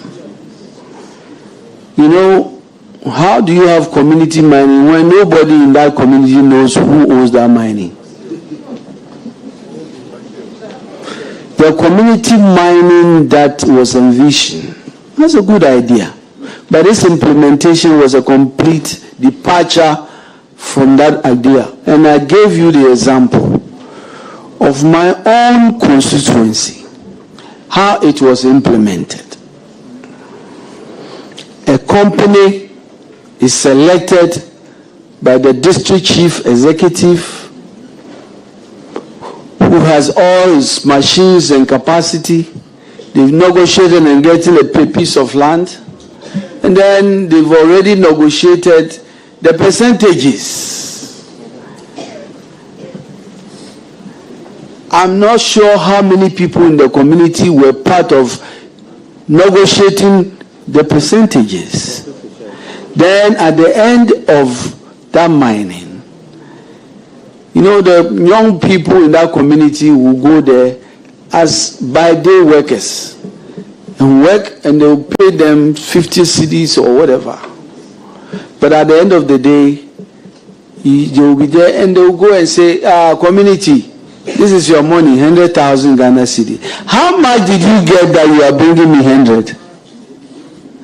I'm saying that the departure from this is a program that is going to truly involve the community, in the sense that this is not going to be something driven by some businessman, because we have already given the capacity and sensitization and training to the community.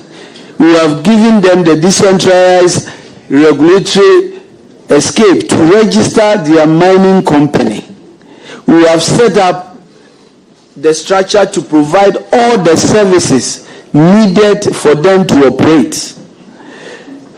They will be in the lead, the chief, the assembly members, the community. They will be the drivers, and they will be mining because we have already identified mineralized areas and all the services they need around. The gold board that we envision will be available to provide the support for them, to make sure they are not only paying what they need to pay, but they are also selling the gold at the right market value, empowering them. That is truly what community mining should be. And that's what we will do. I see. All right. Honorable nominee, interestingly, you mentioned the gold board. You mentioned it in passing. Now, and your manifesto states in parts that the gold board will seek to regulate small-scale mining, amongst other things. Yes, it's there. It's captured in your manifesto. I can quote it for you. Now, you are also aware of the Minerals Commission as one of your agencies. Are you not sure what you should be seeking to do? Is the strengthening of these agencies by way of resources, capacity, training, and all that. So, creating another body, gold board, another animal, gold board, wouldn't they be fighting the already existing Minerals Commission as an agency that is backed by law? You don't think so? And if you don't, you have to explain in detail. Thank you, Chairman. Chairman, you know, anytime you have new proposals, I was here in Parliament when GHOne was being proposed. You know, the original proposal had all sorts of issues that had to be addressed. There were seeming conflict and other things. By the time we sat down and looked at it, all those were ironed out. I think these manifesto proposals are proposals indeed. We now have to go back to the ministry, engage the experts, engage key stakeholders, and make sure we iron it out. Because the intention is a good one, to make sure that we empower people at the local level and make sure that they are mining responsibly and sustainably. That's what we will do. Leader, you know Rosewood? Yes. Yes. And you know that Dr. Apak is not here. He has come to personify the advocacy on Rosewood. You know the challenges it's facing in our country. It is almost going extinct. Has it come to you, and what is your thinking going to the ministry? Oh, I'm aware of it. I remember some of the efforts that were made. You remember the story of Rosewoods that were seized, and we were promised by the former minister that those seized items will be used for the cathedral. I don't know where they are, but yes. So yes, I'm aware. I thought you were going to try and land safely, but you are trying to brush things in my face. You are still airborne. Anyway, you are still airborne. That was a fact. It was said on the floor. Honorable nominee, you have landed. Okay, let me test your knowledge, and this will be my conclusion. Yes, he's going to a ministry. Honorable nominee, climate change, which I know you are passionate, and I recall many occasions when statements are made, the things you've spoken to and your position. There is this school of thought, and experts have also affirmed it, that the industrial world have polluted to be where they are today. And now countries like Germany are shutting down their coal plants and all that. And people make the argument that Africa should also pollute a bit. We should be allowed to pollute a bit to come up to a certain stage. Climate change issues will come to you, and there will be cross-cutting issues.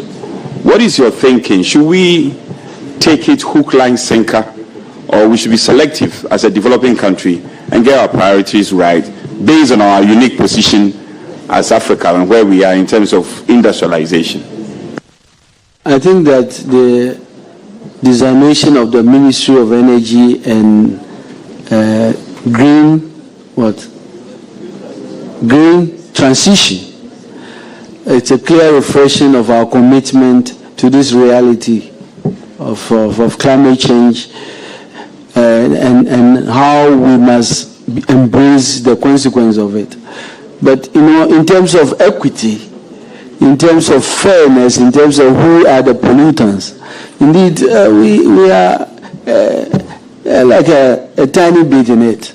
And so I think that in every discussion we must put it in context and understand our impact in polluting and those who are really aggravating the issues of climate change.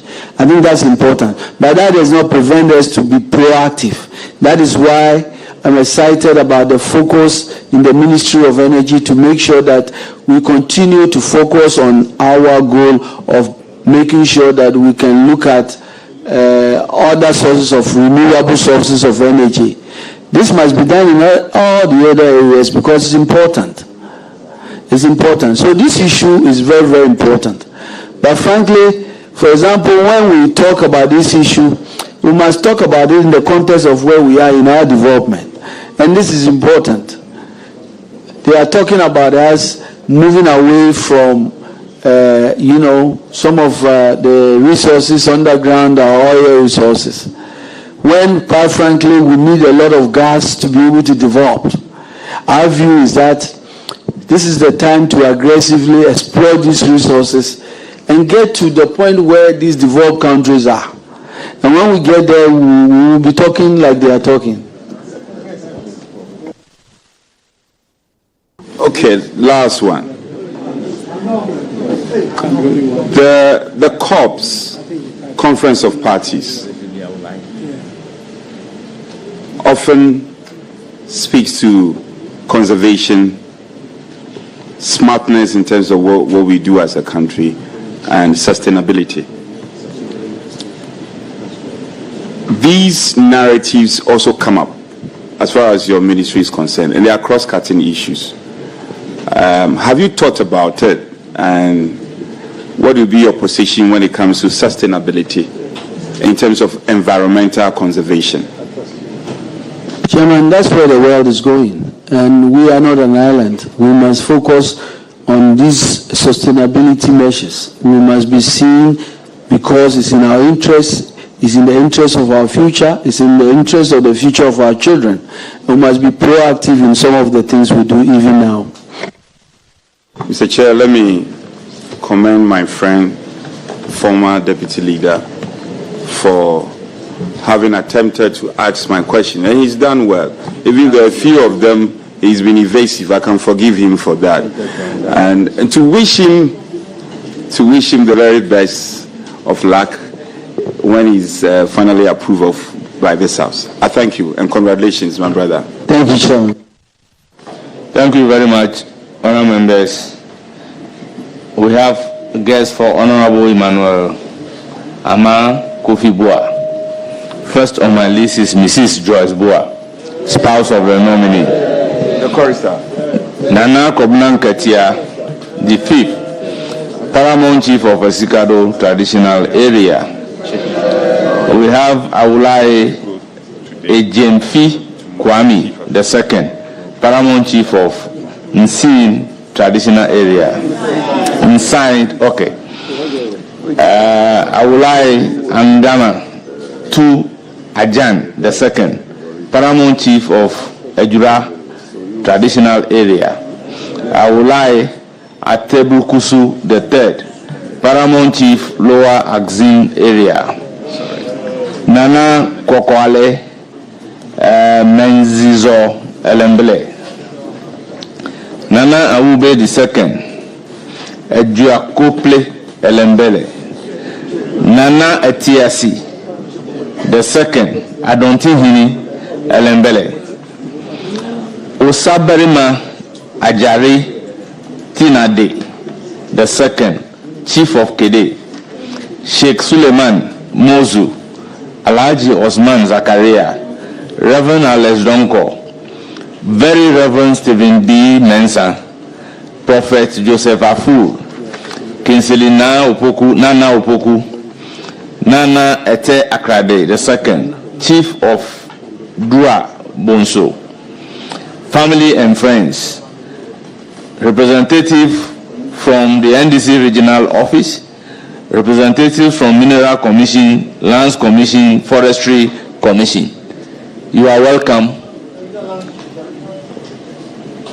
Honorable nominee, thank you very much for attending upon the committee. Before discharging you, I recognize the presence of former member of Parliament for Menchia, Matthew Opoku Prempre alias Napo. Honorable nominee, you are discharged, you usually hear from us.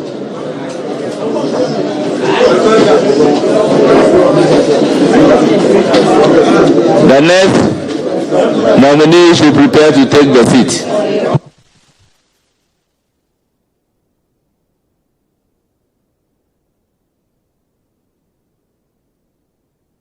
So you can see MP for the Elembele constituency in the Western region, Emmanuel Ama Kofi Boa.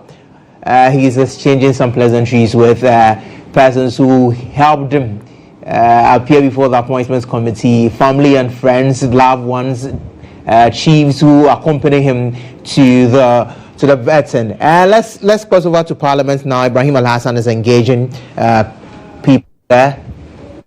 And then the forest, the source of our food, the land. So it's important that they get this right.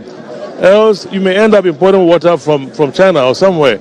So it's important that he's able to support the work of His Excellency the President, John Mahama, and then cleanse the water, let the water breathe, and let it restore the water to the state in which they were before.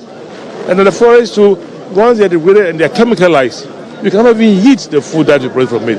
So it's important that he gets it right.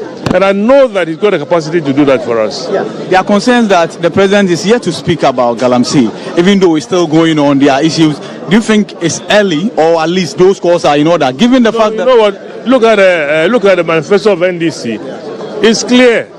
The party and the president have spoken. We are just in power for what? Barely 2 weeks? So just have some patience with us and we shall deliver. Inshallah. Yeah. Finally, the oil and gas sector. There were concerns that there are no new development. I know your government is taking shape, but do you think what will you do about it to ensure that at least we're going to bring in a needed investment to be able to explore and exploit the resource that we have. You know, Ghana Gas was did a phase 1. Phase 2 has been lacking for 8 years.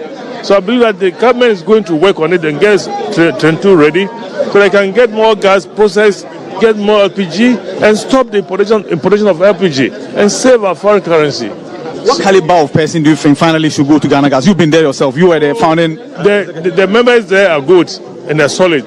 And I think some new addition will help. So I have every confidence in them. Thank you very much. And that's Dr. Sepayanki. And of course, Honorable GHOne Jan, Member of Parliament for Amenfi Central is here. Let's engage her briefly. Honorable, a brief one. A brief one, yes. So that's Honorable GHOne Jan. You're live on GHOne TV. First of all, what do you make of what just happened? The minister nominee spent more than 3 hours here. What do you make of what just happened? I think it's more than 3 hours, but I'm very happy and so proud of Honorable Emmanuel Kofi Boah because he's from Western region and is also one of the good leaders in Ghana Parliament. When you talk about Ghana history of Parliament, you can never take him off. So I believe that he's done well, and then he answered most of the questions well, even though the people who were answering the question, few of them just repeated most of the questions. So I believe that he still took his time and also take it easy and still responded to each question, and I'm so proud. One issue that everybody is talking about is the issue of Galamsey. Do you think his answers are assuring enough? Ghanaians want the NDC to at least save the water bodies. Yes, so he said one thing. He said that he's not in the office yet, but if they give him the opportunity to go to the office, he's going to review everything, and then he's also dealing with a lot of experienced people around him. So he believes that he's going to work so hard and come up with a good strategy and a good policy that will be able to fight the Galamsey in a way that you are not destroying people, you are not telling people, hey, we are not going to accept you because you are not human. He's going to make sure that we invest in a small-scale mining, or even find a way to, maybe, for example, he mentioned that people have 25 acres of land. Each one is one mining line, and sometimes one people can have 30 different companies. He believes that we can bring it together so that it can be one medium-scale mining. So I believe that Honorable Kofi Boah is very good, and then he's answered the questions very well. And then for that approach, I feel so happy about it, because I believe that if you bring all these small-scale minings together, let's say 5 different mining concessions, that is 25 acres, 25, become 105 acres or 125 acres. If you become a medium scale, that can create jobs for the people in the community or a particular district where you find yourself. So I believe that he's done a good job, and I'm so proud of him. Member of Parliament for Amenfi Central, Honorable GHOne Jan. Of course, Doc is here. Let me just pick a word. Let me pick a word from Doc. Doc, you are live on GHOne TV. Yes, Doc. All right, so yeah, Doc. So that's all right. So that's Dr. Kobnadufo, who is engaged in a hearty conversation with Dr. Tony Oben.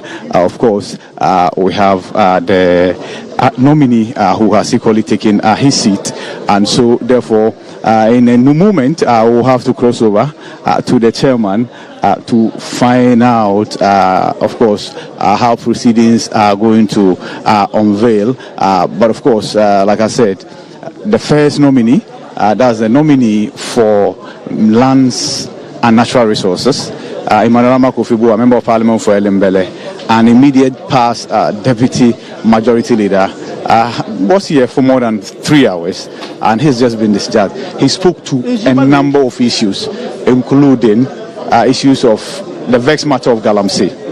He talks about the fact that there's a commitment through the manifesto of the NDC to end the menace, streamline activities of the players in the sector, and ensure that livelihoods are not lost, but also the river bodies are protected. He talks about the fact that the LI that gives a license to individuals to mine in forest reserves, his first action from the ministry once he's given the nod will be that, so let me briefly engage Dr. Tony Obin.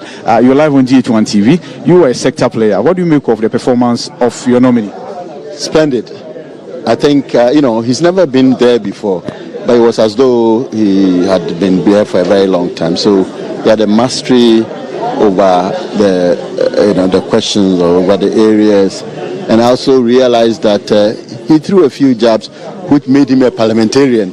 Parliamentarians, they know how to interact with their own, but I think it's been lively. The questions were genuine, very robust, but his responses were splendid. Let's touch on the vexed matter of Galamsey. There are already complaints that nothing much has been seen from the end of your government, even though it's barely 2 weeks old. What do you say to that? I like the point that even though it's barely 2 weeks, I think there's a focus on addressing the challenge of illegal mining.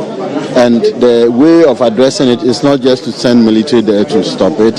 It is a gamut of policies as he laid down, which would be combined to try and take the illegality out, like decentralizing the processes, trying to map out areas so that you don't go and do Matra and Makwe. You just go and you know where you're going. Thank you very much. And that's Dr. Tony Obin.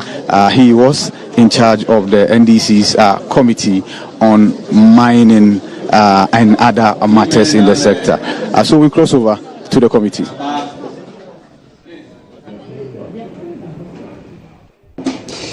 A number of key sector players over there sharing their thoughts and comments on the just ended vetting of Emmanuel Amakufibua, who is the Minister Designate for Lands and Natural Resources. And a key word from Dr. Sefa Yankee, he says, let the waters breathe. Yeah. And I think it points to what he also said in his jobs, that for the minority, he won't come to them for ideas because the results, they have their scorecard. It's clear to see. Amabua still has his policy on jobs over there, but quite surprising in his remarks about President Akufo-Addo. Yes, taking the humble pie. I was, I had my fingers crossed, hoping that, you just stand by your words, because I don't think he insulted the president on the day. And he just spoke the facts as they were. And it was an assessment of the performance of the president and not his person. He didn't insult the president anyway. He just gave an assessment of what had happened over the last 8 years, or the latter part of the president's tenure. He talked about, the verdict speaking for itself. Also, if you want to talk about governance and you want to see how not to govern, look at the just ended administration. And with regard to that, I don't think he insulted the president, so there's no need for him to go back on his words or anything.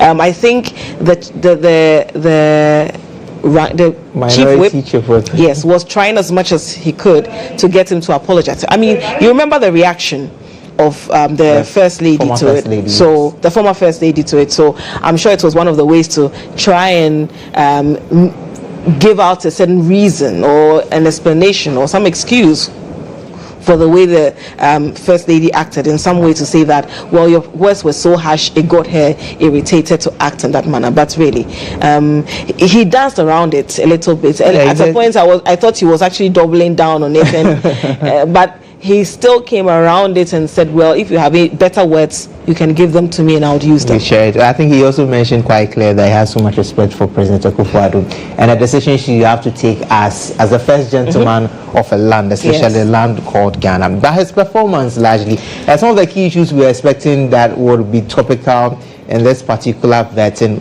came up truly. Yes. Illegal mining, prominent. And the issues of state lands. Yes. Yes. And he says he would jealously protect state lands. Yes. They are using jealously quite often these days. I don't know why. Well, you know, Emmanuel, the sweetness of the pudding is in the eating, especially when people are coming into office at the first instance. They'll say a lot of the good things you would want to hear. But ultimately, I mean, 6 months from now, we'll see whether indeed they're serious about the fight against illegal mining. And I think he mentioned something to that effect, that the clear evidence will be for us to see our waters getting clearer. Yes. And this morning, we spoke to the Eastern Region Eastern Regional PRO of the Ghana Water Company, because Chebi and its environs have been without water for the last 5 months. The guys are back. Yes, so you're crossing over back to Parliament, the Appointments Committee. We're having the next person on who's going to be vetted for a ministerial position. So let's cross over to Parliament now. Manager.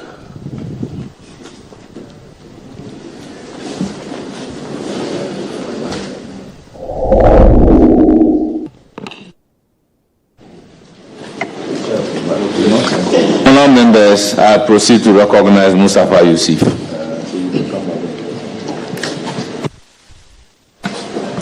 Thank you so much, Chairman. Chairman, first of all, I want to congratulate my senior brother, Honorable Ibrahim Tia, the nominee for my region, the Northeast region.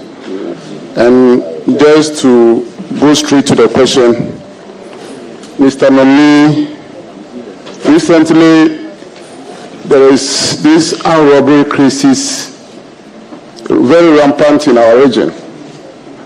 And I want to ask you, what steps will you put in place to ensure that we reduce these armed robbery cases that are going on in the region? Thank you. Thank you, Chairman. It is true that armed robbery has been so rampant in the region. And I will collaborate with the security forces to see how we can combat it.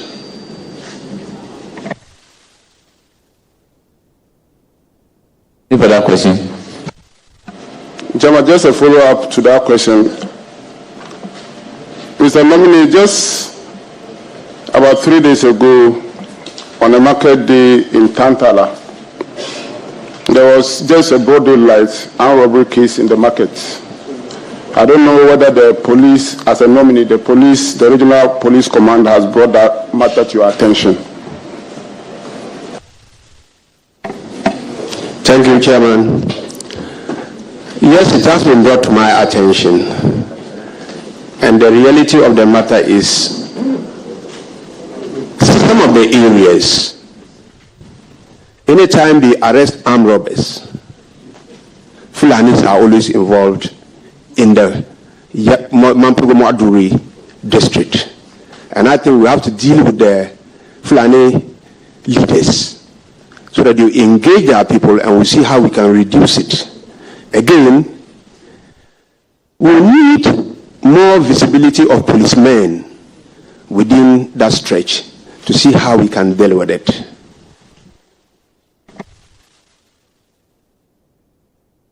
Any further question? Yes.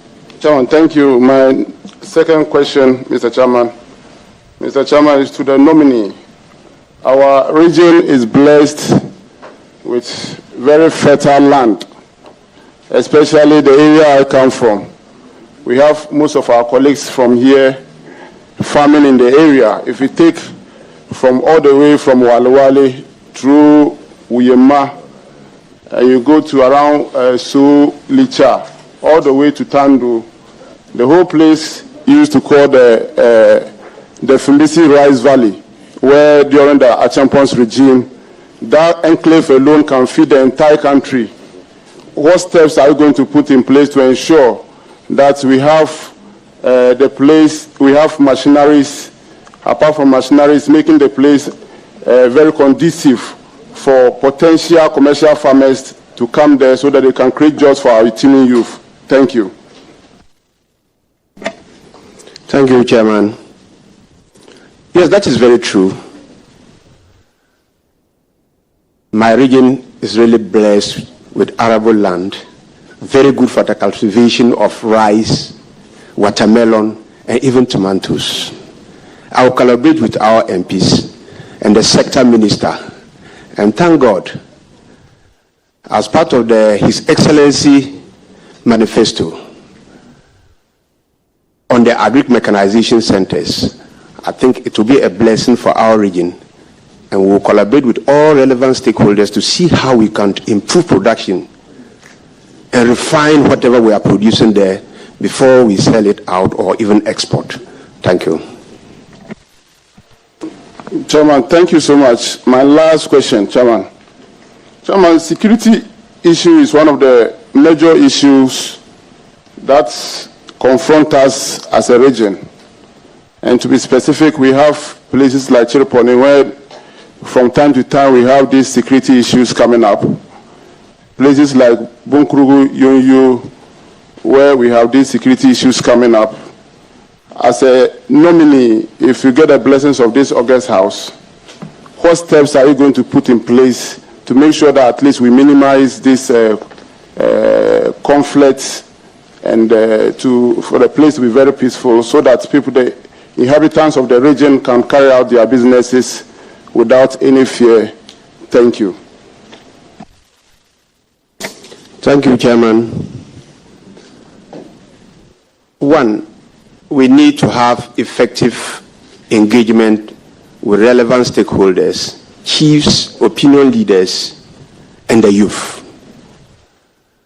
If given the nod by this August House, I will engage all my MPs, and I will make it mandatory for every quarter for us to sit down and review some of the issues that are coming up and look at how we can combat it on the ground. These conflicts sometimes emanate from idle hands. And with this agri mechanization policy that is coming, which I'm going to give it my blessing if I've given the nod by this House, when the youth are engaged, I think we will reduce drastically some of these skirmishes that come up in the region. Thank you very much. I will then proceed to give the floor to Dr. Mahama Kabiru Tia. Thank you very much, Mr. Chairman. Mr. Chairman, before I proceed with my questions, I also want to join the multitude in congratulating our senior brother, Ekeda, a committed member of the National Democratic Congress, who has risen through the rank to become the regional minister of the newly created Northeast region. Congratulations, my brother. And also, I will also want to send the nominee to some few corrections on the CV. The CV, page 1, you acquired Bachelor of Science, Information and Communication Technology from GIMPA. You have to check the years. It could be it's done in 2 years. And I'm not sure GIMPA offers a degree program for 2 years, so check the dates. Also, on page 3, you mentioned that you had served as an appointed assembly member from 1994 to 2001. But when you go to page 4, on the leadership position, it was from 1993 to 2000. So you correct that anomaly as well, because the House of Parliament or Committee is a House of Records. And one honorable member, you are presuming that these are mistakes.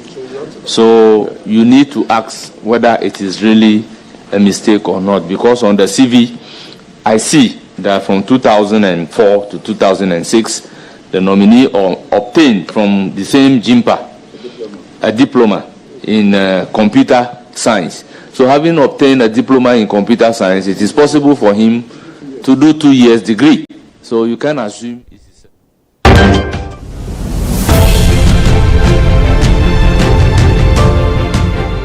GHOne OV van has been one of the best vans I've used personally in this country. It runs a system where we are able to run on Dante to be able to do our broadcast mixed well also from this van. I've used this OB van for quite a number of big productions, i.e. 3 music awards, the late President Rollis' state funeral, Miss Africa Awards and a number of them. My experience with the GHOne van has been the state of the art equipment they have. Personal experience is you can use it for both indoor and outdoor, all events, conferencing, like anything you need a van to work for you, GHOne provides it. My experience with the van has been very good. Why? Because it has a number of facilities that I may not get in other vans. You know, the van has a very wide bench that can accommodate all my technical crew, ICC, switcher, graphics, CG and all of that. And then it also has a studio, a green room studio that comes with TriCaster. So if you want somebody to do commentary on a live event, you can put that presenter or host in that studio as well and get that running. To give an experience to our audience, we're also watching on TVs and online. Work with an Exo technology system which makes your video mixing with Panasonic cameras, like a lot of other stuff in terms of content you need to get also for your live broadcasts. I prefer the GHOne van to a lot of other vans I've used, or even doing my own setup on a tabletop setup, because on a production you see a number of people in the van, and so if you have a very small van, it means that it's going to be choked, and that will affect the creativity as well. The price has been discounted as well to accommodate varied budgets, and so no matter the budget you have, I understand you can have the truck and do business with it. It looks huge but very affordable. Cost is really affordable. My experience with this EMI Awards last year, super excellent. Try it, call them, and I'm going to give you the best of price. Really affordable.